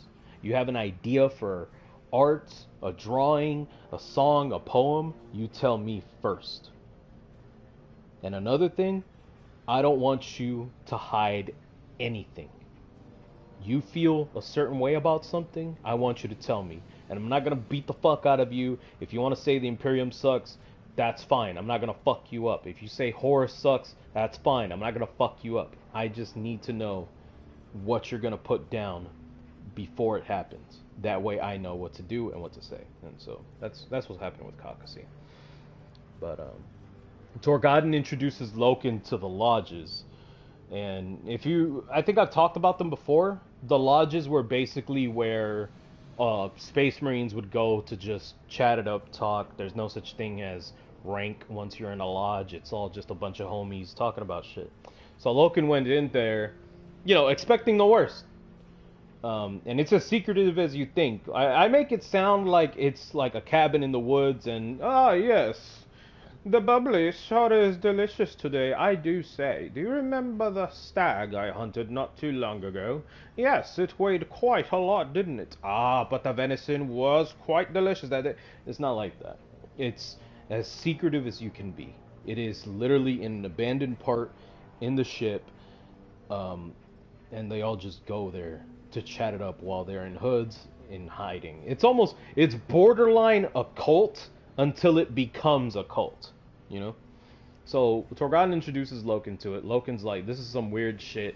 And everybody's like, look, dude, it's not as bad as you fucking think. We don't do any crazy shit here. It's not like we're sacrificing goats and humping the remains or anything. No, we're not doing any of that shit. We're just here to talk it up. And that general that hated Loken from the very beginning of the story, he was like, yeah, Loken, like, I didn't even like your ass, but now I find out you're a pretty stand-up guy.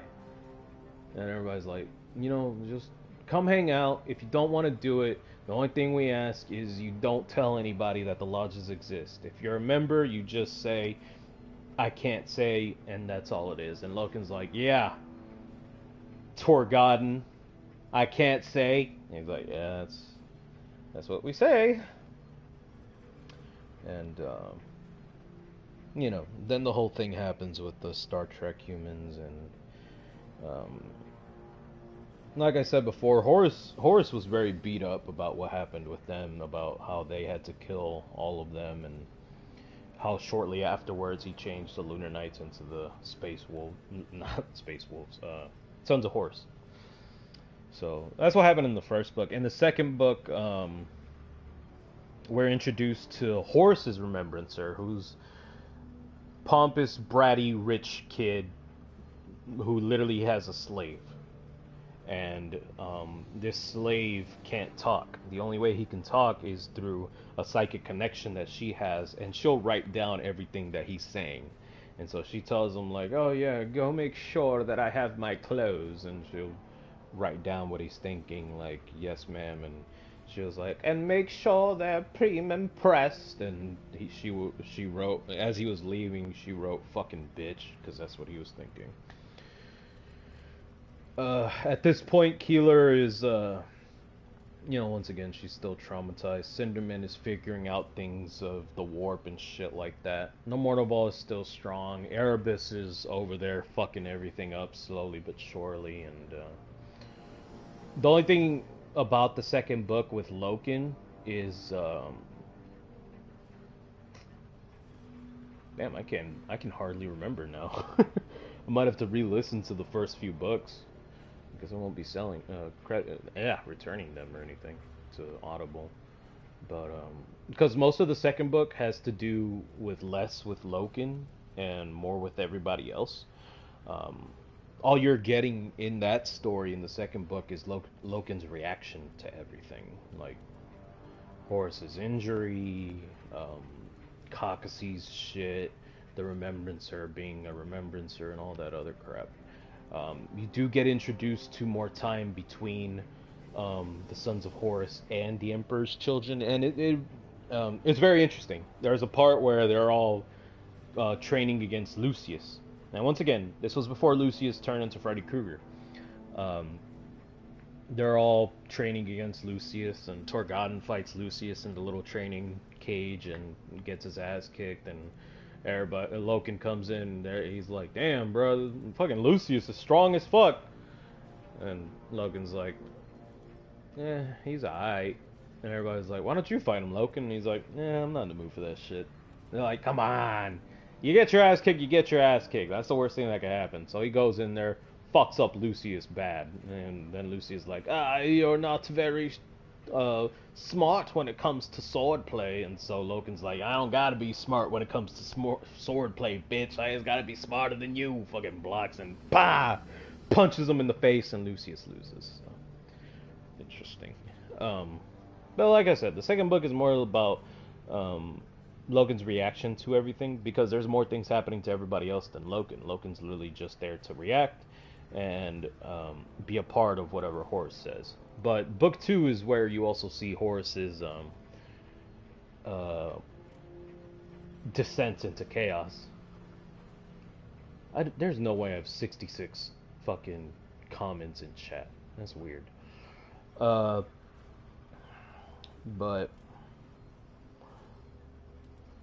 book 3 is where you get probably the good shit, the real good shit when it comes to Loken. Because remember, Loken was one of the first few who went to Istvan 3 during the Istvan 3 massacre. He was one of the first few dropped down there. The reason why I don't go into more when it comes to book 2 is because you already heard what I said about, the Horus heresy, so there's not much I have to go into it. It's just I'm trying to go into Loken as much as possible.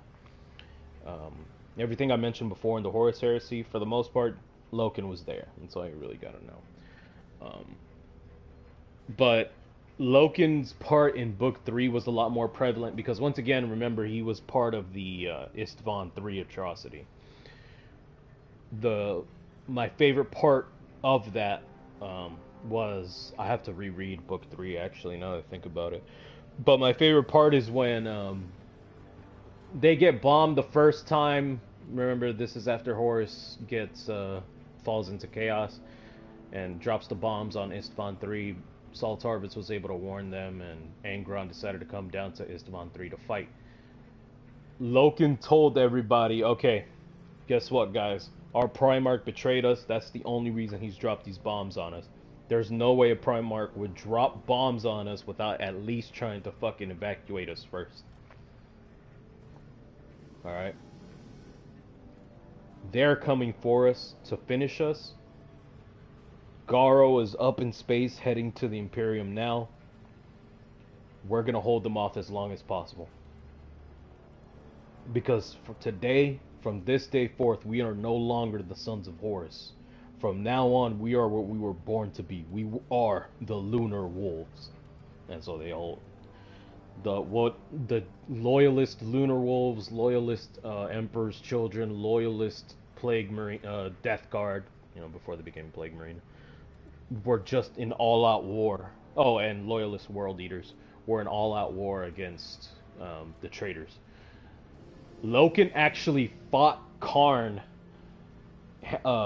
mano a mano during the war. And remember, this is before Karn became badass. This is before Karn wielded one of Angron's axes. This is before Karn decided to go full Space Marine with the only naked arm, Karn. And Loken was able to kick his ass. I think he impaled him on a tank or some bullshit. It was fucking nuts. I gotta reread the 3rd book.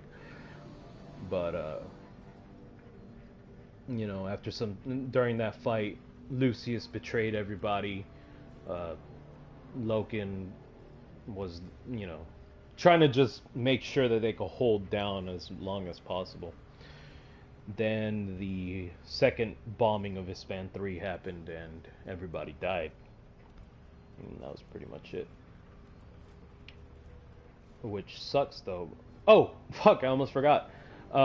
Right before Horus bombed Istvan 3 for the second time though, Loken saw a ship with Abaddon and Little Horus on it. Little Horus Aximand. And him and Torgodon were like, we're gonna have to fuck them up. And Torgodon's like, are you sure? And he's like, yeah. They betrayed us. There's no way around it. And I'm pretty sure Horus isn't about to bomb us knowing that Abaddon and Little Horus are on the planet either. There's most about followers, so if we could fight them, we could probably grab the ship, grab a few guys with us, and probably go up there and do some stuff about it. And if not, then at least we held Horus for as long as possible. And Sorgon's like, alright. So they go to, I think they landed on a cathedral or some shit. They landed on some, little tiny palace type of thing. And so they fight it out. It's Abaddon versus Loken and Little Horus versus Torgodon. And Torgodon was the first one to die. But Little Horus, even though he's devout to Horus, it sucked for him throughout this whole time because he never wanted this. He just wanted to be honorable to Horus and have the sons of Horus be the sons of Horus. He didn't want the chaos bullshit. Abaddon, on the other hand, because he's all over Horus's nuts, was willing to go for anything. So Torgodon died first, and then Loken died to Abaddon, and so then the bombings of Istvan 3 happened and everybody died. But it turns out there were 2 survivors of Istvan 3. There was Rylanor, the contempt. I think he's a contemptor dreadnought of the Emperor's children, and Loken survived. Now Rylanor died a few decades or centuries after, during the fight with Fulgrim.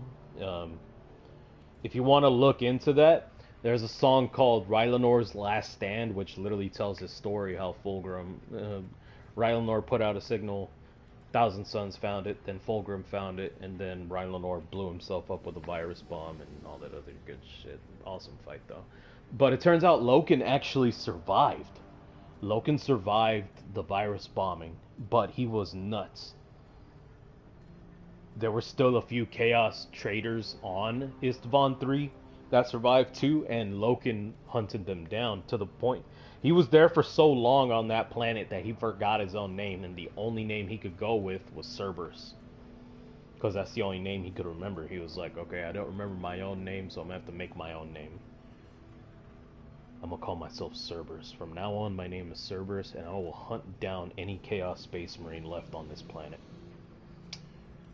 Until Garo found him. And at this point, Garo was like a proto-Grey Knight. Remember, Grey Knights were the Space Marines of the Inquisition, or Malcador the Sigillite at the time, because the Inquisition wasn't made yet. But he was like a prototype Grey Knight. So, he found Loken on Istvan 3. I forgot why he was investigating Istvan 3. I just remember he found him. And at first, they fought it out. Until Garo realized, oh shit, this is Garviel Loken. Holy fuck. So, they both stopped fighting. They were able to stop some shit going on the planet, and Loken went with them. And since then on, Loken became basically a proto-Grey Knight. But he was still, I guess, traumatized. He had PTSD and all this other stuff. And he would see Torgadon and fucking talk to him and shit. During his time as a proto-Grey Knight, he actually found Torgadon, who was revived as a fucking zombie because of Erebus. Thanks, Erebus. More reasons to hate your bitch ass.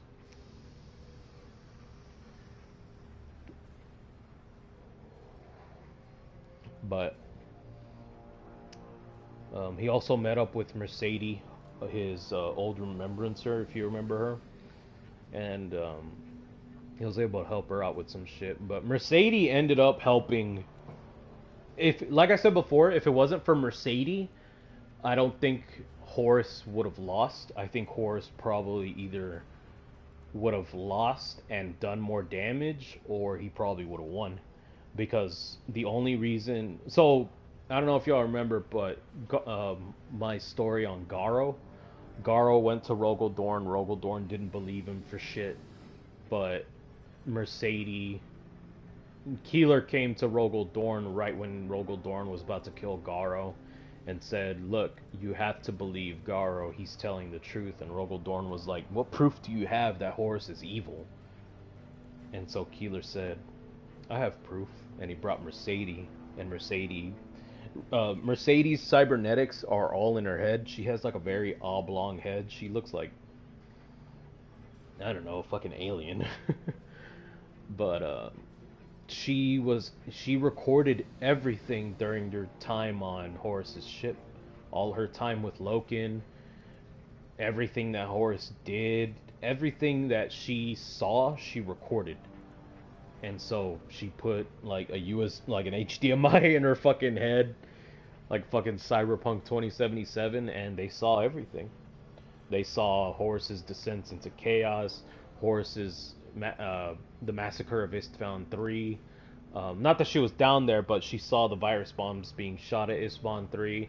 She saw when Horus gathered all the remembrancers on the Vengeful Spirit into one place and just shot them all down. And so, you know, Mercedes showed everything to Rogel-Dorn, and Rogel-Dorn was like, alright, I guess we have no other fucking choice. Horus is evil. But Loken did meet up with Mercedes once again, but I did not read that story. That wasn't part of any of the fucking books. Let me see.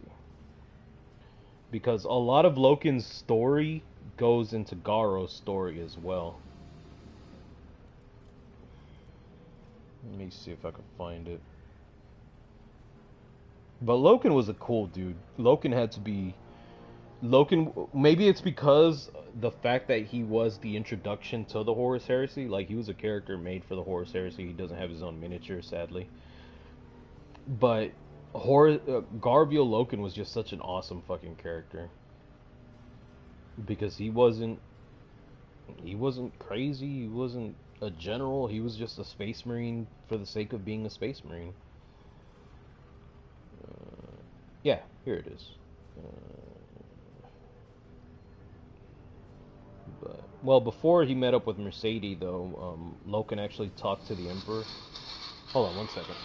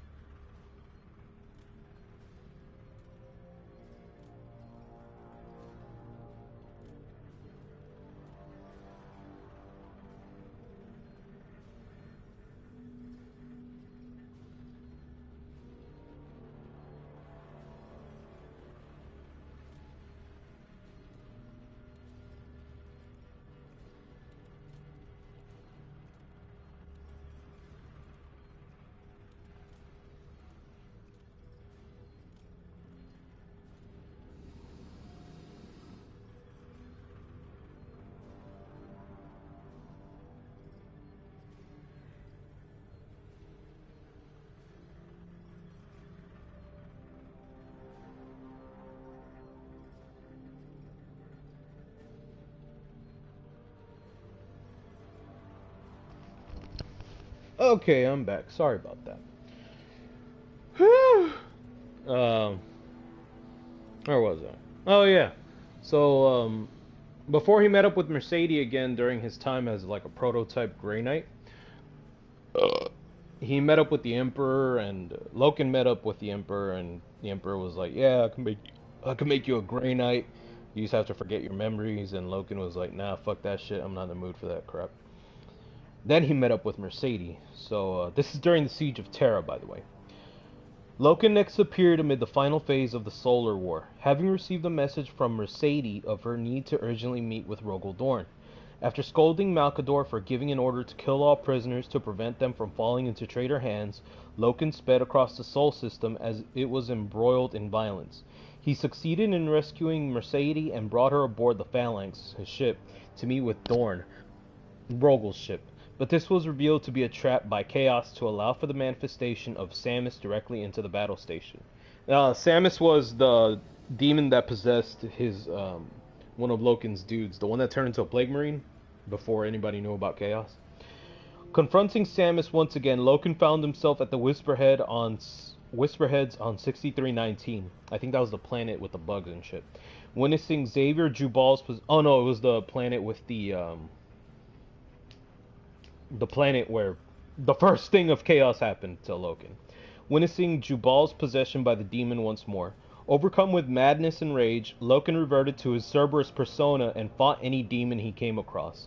Together with Mercedes, they were able to briefly slay Samus, but the creature would just soon be reborn into a new corpse. To prevent this, Mercedes bid Loken farewell and committed suicide to close the portal from which Samus had entered the Materium. Loken next appeared during the battle for the Saturnine Gate, I didn't know about this, having been selected by Rogel Dorn and Malkador to lead a series of kill teams underneath the quarter in order to ambush a subterranean assault by the Sons of Horus. Seeking vengeance for their betrayal, Loken, Garo, Hela Galor, I think he's a Death Guard, and other allies such as Bel Sepatus and Endrid Har successfully beat back the traitor assault. During the fight, Loken managed to personally slay Captain Tybalt Mar, avenged Tarek at last by killing Tormageddon, the Tarek Torgadon zombie that was made by Erebus, and finally exacted his revenge against Horus Aximan by eviscerating his former Mournival brother with his chainsword. That was Little Horus. After the battle, Loken remarked to Kyril Sindaman, his teacher, that he was changing and becoming a conduit for the Emperor's power. Loken next journeyed into Terra's ruins to find Euphrates Keeler, who had gone missing. He discovered her leading fanatical militias in a hopeless religious war against traitor forces. Loken initially opposed this helpless struggle, but was convinced by Keeler to allow her to continue her work. Loken agreed to stay with Keeler and make her see her senses before it's too late. The reason why, because if you remember correctly, if you remember from my past streams, I think I talked about Keeler a little bit. But Keeler was the beginning of the Imperium turning into religion, you know? Because if you remember correctly, you know, by this point in time, if you look into Warhammer, there's an Inquisition, there's churches built on the Emperor. Gilliman is looking at this shit like, this shit is fucking gross. Get that thing back where it came from, or so help me. Keeler started all that. There was none of that before Keeler happened. If we look into like who exactly is Euphrates Keeler, remember, like I said, she was a hot blonde who was Remembrancer. But because of her because of the fact that she was traumatized, that started her looking into the Imperium as religion. She read Lorgar's books on the worship of the Emperor before Lorgar fell into chaos, because he made two books. Lorgar made two books. He made the Lectitio Divinitatis, which was the religion of the Emperor and the worship of the Emperor as a god, and the Book of Lorgar after he fell into chaos, and the Book of Lorgar was the chaos bullshit. But Keeler started that. She saw the book, the Lectitio Divinitatis, as the Bible, and that's all it was. It was basically the Bible. So Keeler was the beginning of that as a religion, where, you know, which is actually kind of funny now I think about it. You had the lodges, which were basically a cult where they would, you know, gut lambs and hump their fucking dead lamb bodies, while you had Keeler's little church where they would worship the Emperor, and she would get followers too. She turned Sinderman, the guy whose job it literally was to say the Emperor is the Emperor and nothing exists but science. She turned Sinderman into a follower, which was just crazy, and she turned other people into followers too.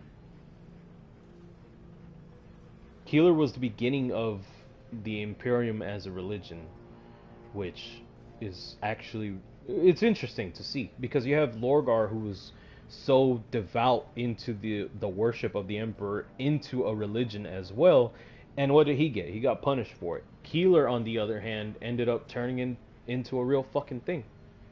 While Chaos was trying to make all these rituals during the Siege of Terra, when Chaos hit Earth, while Chaos was doing all these nasty-ass rituals to turn and possess people, Keeler was doing her own prayers with other followers to keep that shit back. Even Garo, who was also a space marine, who was into the whole fuck that bullshit, that shit is fake as fuck, she turned Garo into a follower, and Garo was freaked the fuck out about it.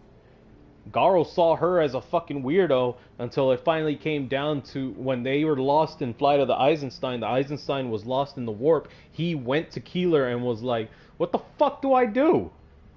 And she's like, just believe in the Emperor. And he's like, fuck that shit. how the fuck am I supposed to believe in the Emperor? The Emperor's not here. And she's like, he's everywhere. He's like, bullshit, he's here. The Emperor's on Earth, he can't help us. And she's like, okay, you saw a whole bunch of dead bodies come back to life, right? He's like, yeah. And she's like, okay, how do you think that happened? He's like, I don't fucking know. And she's like, because there is stuff out there. If there's chaos out there, and there's darkness out there, and there's evil out there, what is stopping someone like the Emperor from being that goodness out there? What is stopping the Emperor from being what drives you? What is stopping the Emperor from being that person to believe in your darkest hour? And Garo's like, so what do I do? And she's like, believe in the Emperor. Just believe in the Emperor, and everything else will be just fine. He'll drive your decision, and you'll know what to do. And Garo did. Garo said, fuck it, put these ships' engines at maximum, we're gonna fly out and warp out of this bitch. And they're like, what the fuck is wrong with you?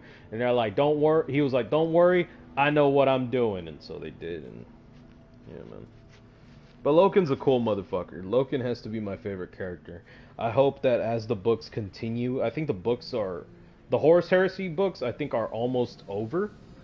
The next book to come out is supposed to be the death of Sanguinius and the death of Sanguinius and Old Pearson, and the final fight between the Emperor and Horus. So I'm hoping that out of it we get Loken surviving, and we get a Loken miniature down the line. If we get a Loken miniature down the line and we get like Grey Knights with Loken as an HQ, I will make Grey Knights. I will throw away the Flesh Terrors, throw away the Noise Marines. I will make Grey Knights just to have a Loken HQ miniature. I don't give a fuck.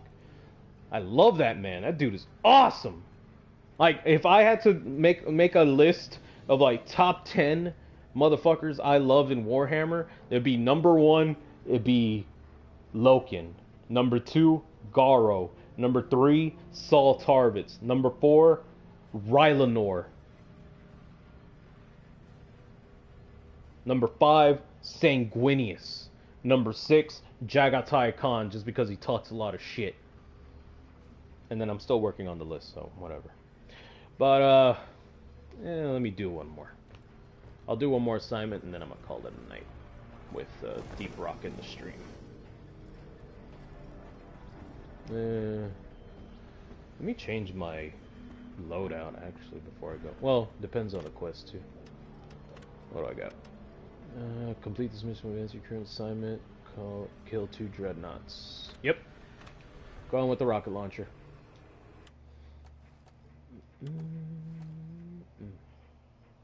Okie dokie, artichokey. Sticky. Yeah, give me a sticky grenade while I'm at it.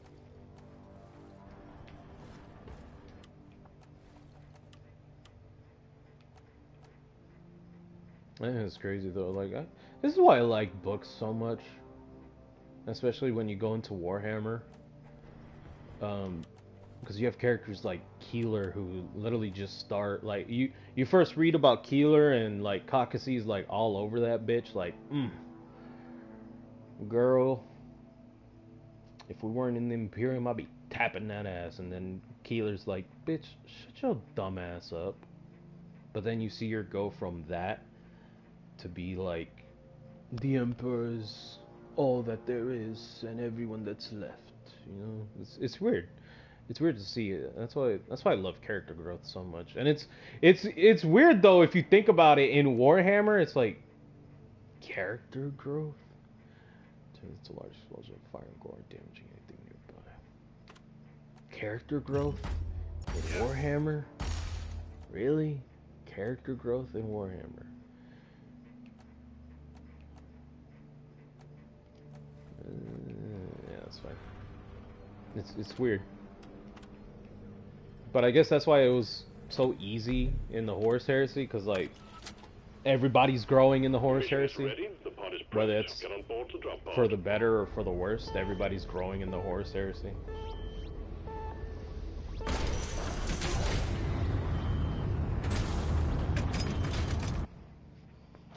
Because if you think about it, a lot of times when it comes to books in the Horus in Warhammer, outside the Horus Heresy from what I've seen. It's not much character growth, it's just Space Marines or Imperial Guard reacting to shit. Like, if you're expecting character growth in a Warhammer book, I'm sorry to say you're not going to get it. You're not going to get it a lot of times. But then sometimes you do.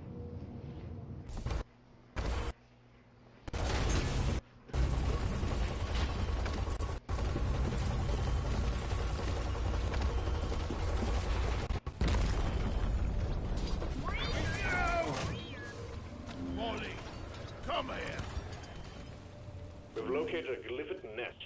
The dreadnoughts go there to pupate, so your primary objective is to locate their cocoons, destroy both them and their inhabitants by any means necessary. Bring plenty of ammo, they can take a punch. Ugh.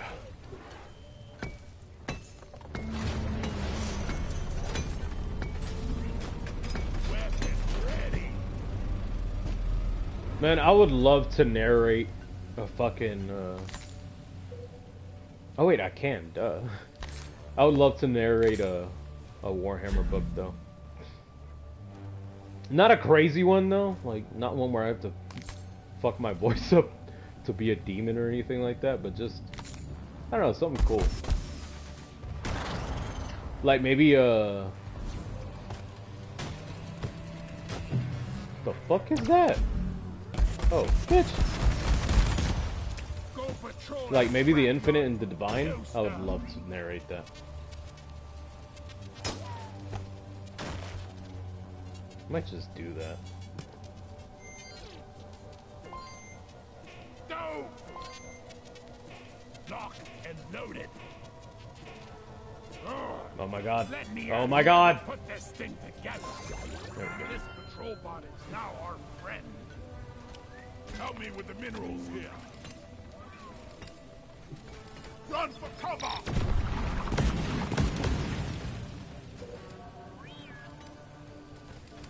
I mean, I have the...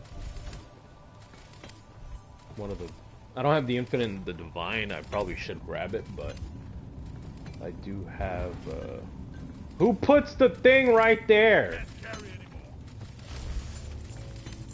I do have the Ruined King. But maybe I'll do that. Or maybe I'll get, like, a good mic. Maybe fuck with my voice a little bit. Get to cover!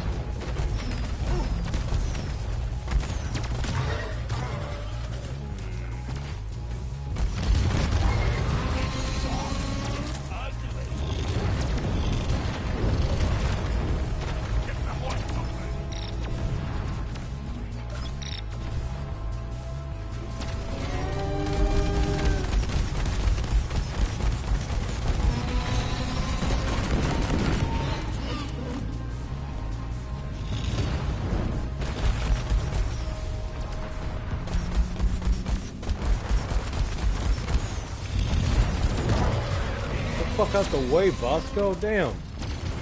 Here, make yourself useful. Watch out!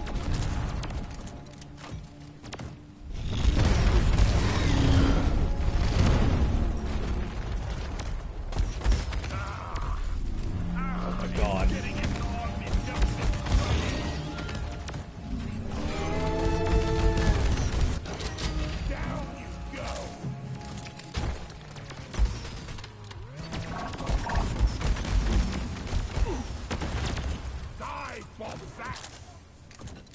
it say die ball sack? Come here.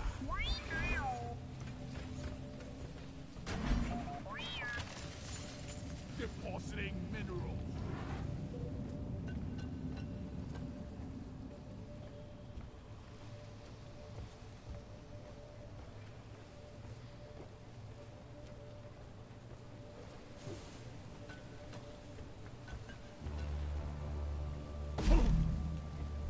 I bought a new vape today and it tastes like soda.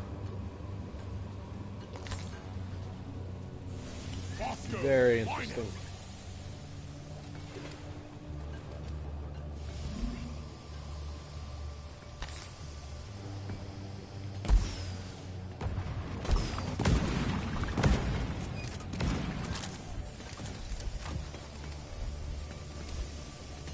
Yeah.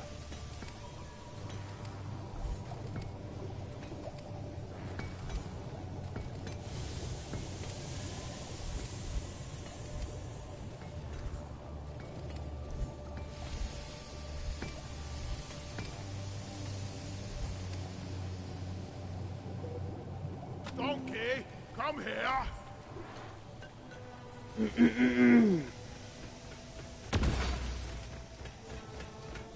Oh, the dude blew up. Where's the other one supposed to be? Oh, that way. Yeah. What the? Oh. Yeah.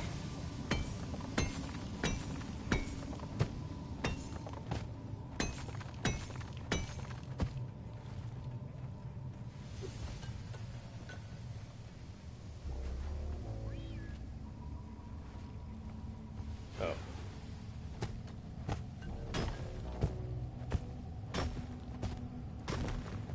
This makes me want to actually try No Man's Sky, believe it or not. But I know No Man's Sky still has that stigma about it, so it still makes me a little wary. Maybe I'll buy it next time it's on sale. I actually bought the Necrons DLC for Battle Sector. Might try that next week.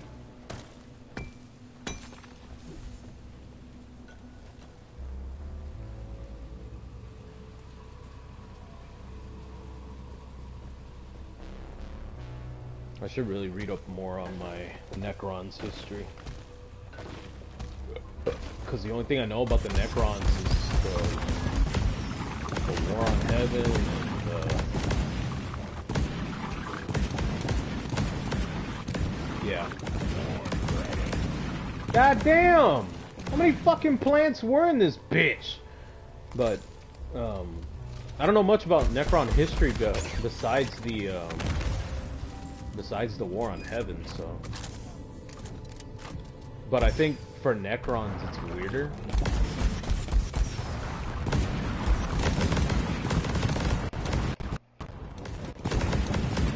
Like, the Necron... I think it's like because of the way they're made, you know what I mean? What the fuck?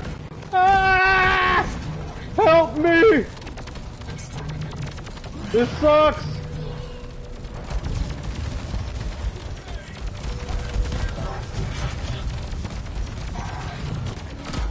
Ah, it's got me again!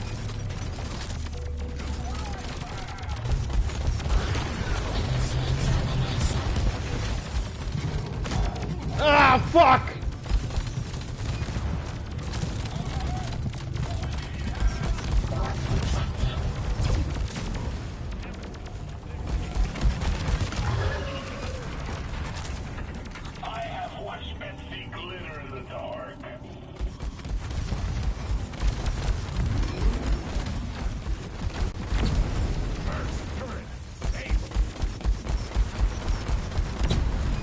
So I feel like because of the way Necrons were made, there's really not much to tell when it comes to a story for Necrons.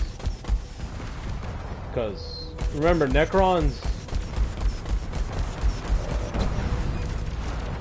You need health, I know.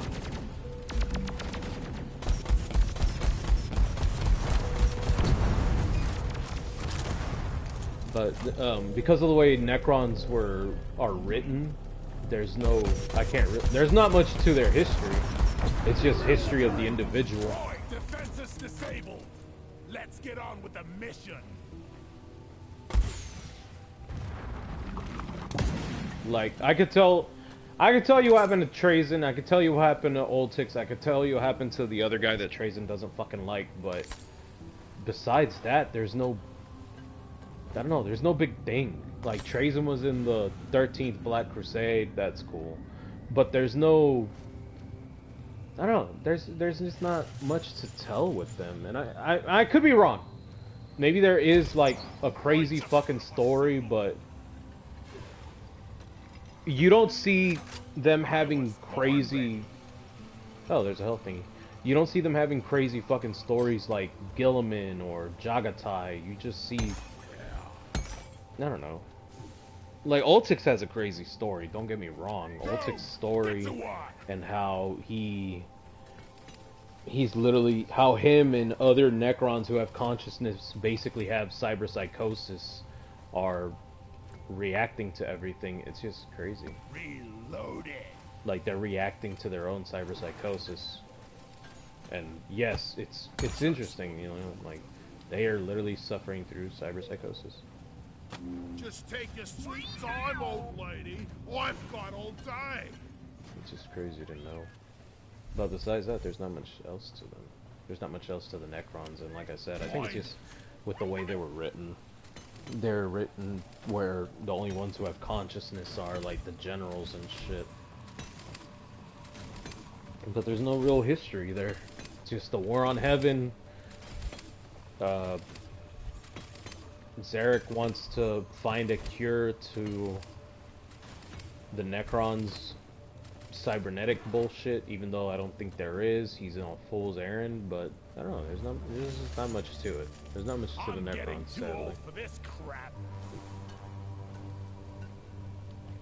Go fetch.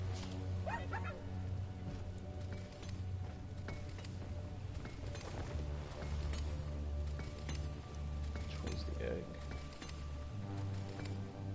All the way over there. Fuck.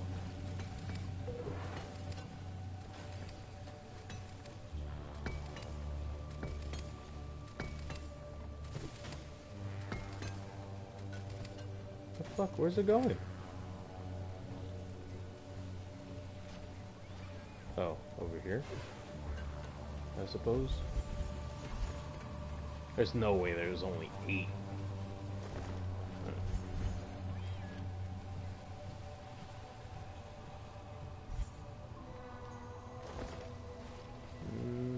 No. Fuck it, I think that's it. Access provided. Can do this in my sleep. Die, you piece of crap! I'm running out of ammo.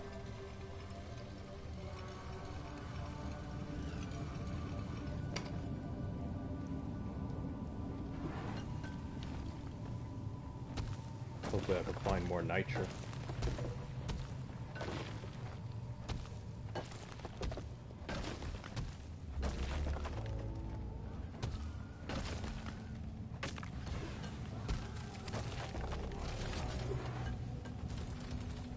Bosco, line it!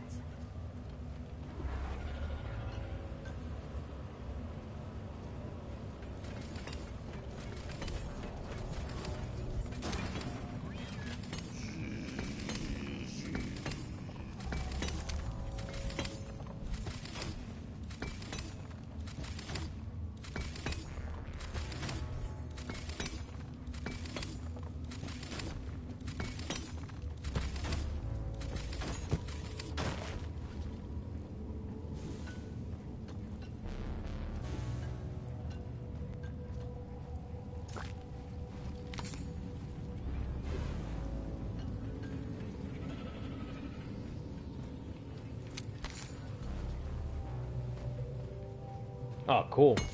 More nitro.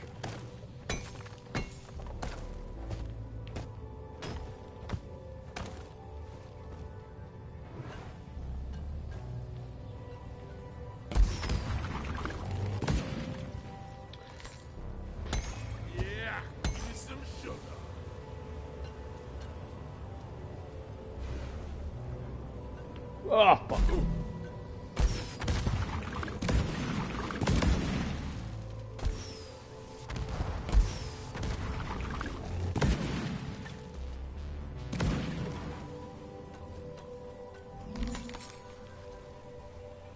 Oh, there it is. Lovely.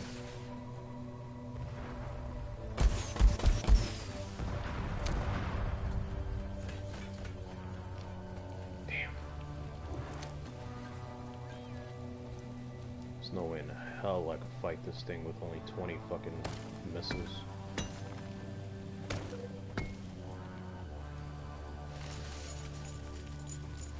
Still don't even have enough nitro. Damn. Zip line up.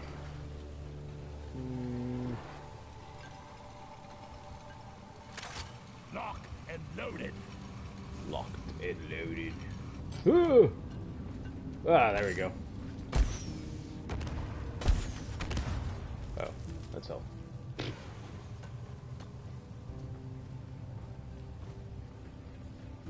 Oh, this is where I came from. Oh, but there's a mushroom up there.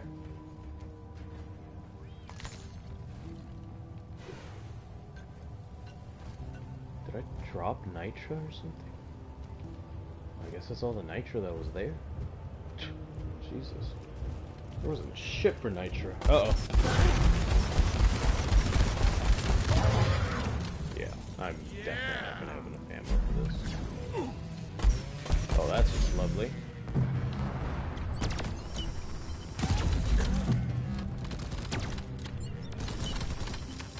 Patrol bot pacified.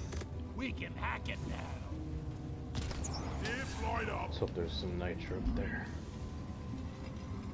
Because if there isn't, I am rightfully screwed.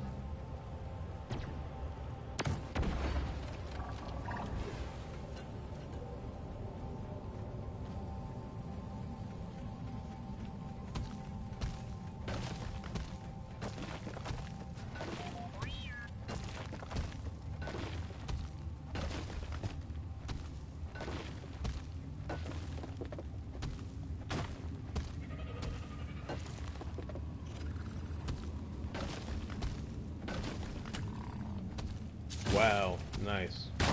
Bitch. Okay, there's gotta be some stuff. Oh, this is where I came from. Lovely. That is awesome, possum. That is just... That's what dreams are made of right here. Fuck.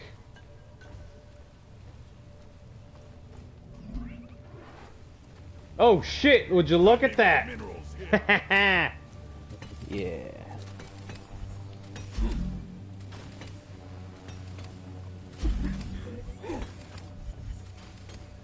Nice.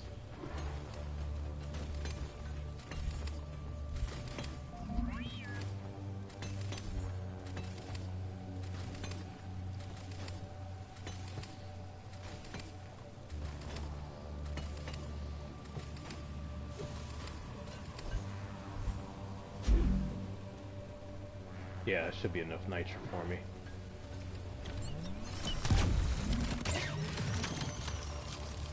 I called for the mule. Ugh.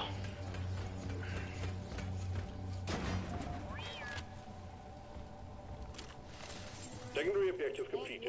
Make it home to collect your bonus. Moving dirt is the best way to make a living. Mm-hmm. I ordered a resupply. Hang in there. Supplies are on the way. Ollie!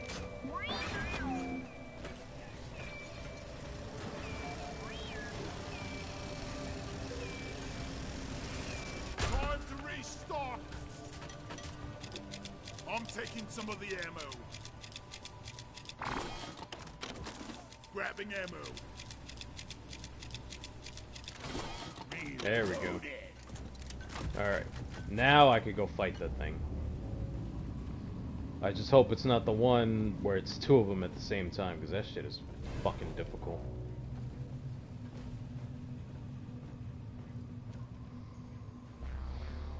Wow, wow, wow. Wow, wow, wow. Go fuck yourself, you stupid thing. Huh.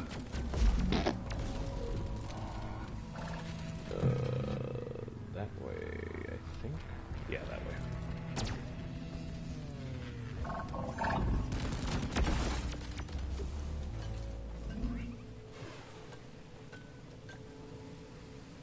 Damn, man, this honestly makes me just want to get into No Man's Sky. Maybe if it ever comes into, like, one of the free months or something. I'm surprised Warhammer, like, Games Workshop doesn't, like, have more games for consoles and stuff. Like, I know they're big on the PC gaming market, like, you know, Chaos Gate blew up really, really high, like, after it came out on PC, and I doubt it'll ever come on console. If it does, it'll probably come on for PS5, but I'm surprised there's no more, like, ideas for Warhammer games. I got a few ideas, to be honest. Like, can you imagine a racing game like Need for Speed, Heat, you know, that type of shit? Like, a whole big ass map you could travel through, all that crap, but it's an orc game, and you could just put crazy shit on your fucking rig. Like, just make it Need for Speed Heat with a little bit of Twisted Metal and with orcs. And there you go. Awesome.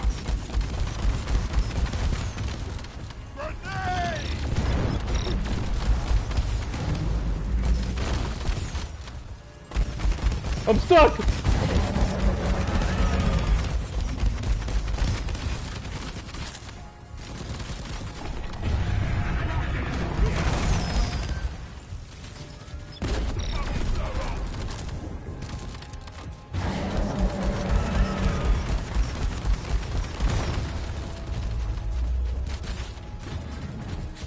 Rocket, please.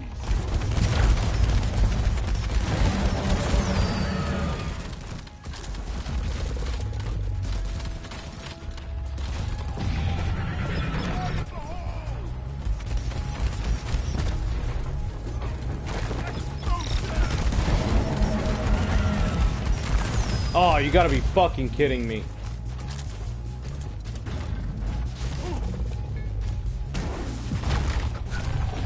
Oh my god, this is not a cool place to fight. Support rocket.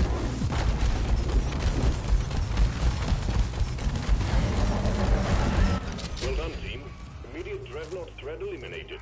Activate the transponder on the mule. We'll send in an extraction pod to pick you up. I actually think we're going to make it. I actually think we're gonna make it.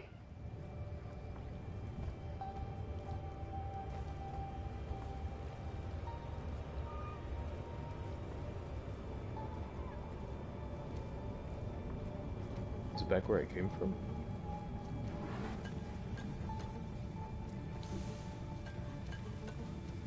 Drop pod has arrived. Retrieving the mule. Looks like it. Drop pod departing in T-minus 5 minutes. Oh, it's towards where I came from, but not exactly where I came from.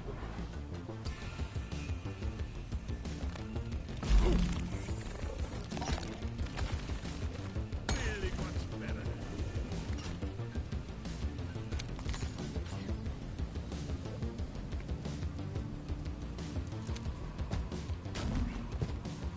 We better hurry.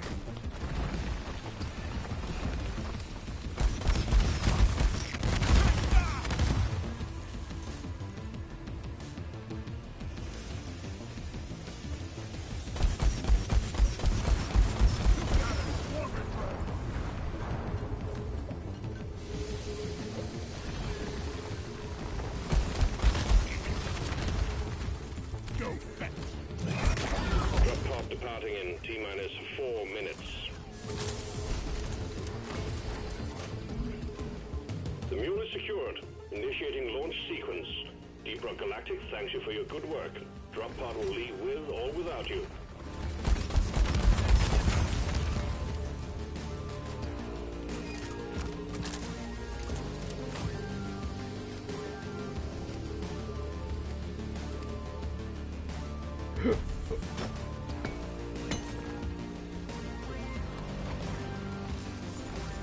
I think we're actually doing all right. Bigger they are. Extraction commencing. Good work. There should be an incendiary or a napalm setting for my missiles. Should look into that.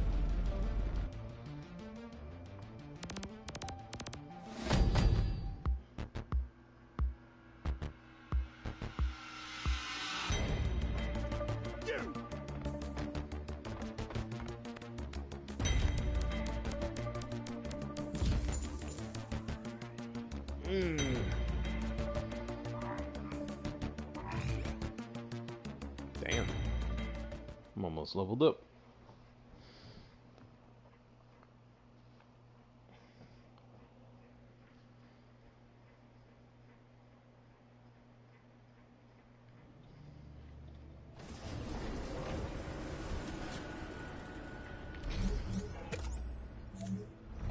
Good job. You're making good progress on your assignment. Nice. Let me see if there is a napalm sort of thing for my missile launcher. No? Napalm. Oh, there it is. Turning heat. This would reduce direct damage, but can set enemies on fire and control some extra oomph. Nitroglycerin compound. Fentanyl to fuel your missile. This will become ticking time bomb as soon as they longer they stay in the air. Nah. Just give me the fire. Hell yeah. And I got a new skin.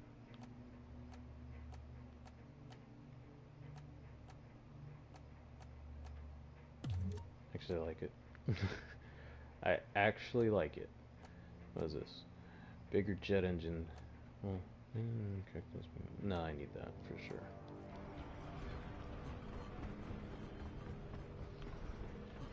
But this is like I said, this is everything this comes with. So it comes with 15,000 credits, 550 crafting minerals, 20 brewing ingredients, 1 overclocked infused matrix core, a cosmetic infused matrix core, and 2 horrific Halloween headwears, which is this head thingy and I think this skin color, which is more like the orc green that I've always wanted.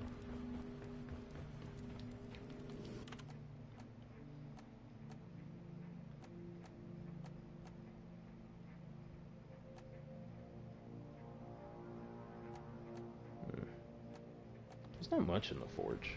But alright, I'm gonna end the stream here. As always, these are on YouTube, so they're always there in case people want to watch. I should probably find a better organization since I'm talking about Warhammer stuff. Maybe I'll start like going into specific books instead of events and people. Or maybe I should go more into people. I don't know. I don't know what to think about yet. But alright. Good night, everyone.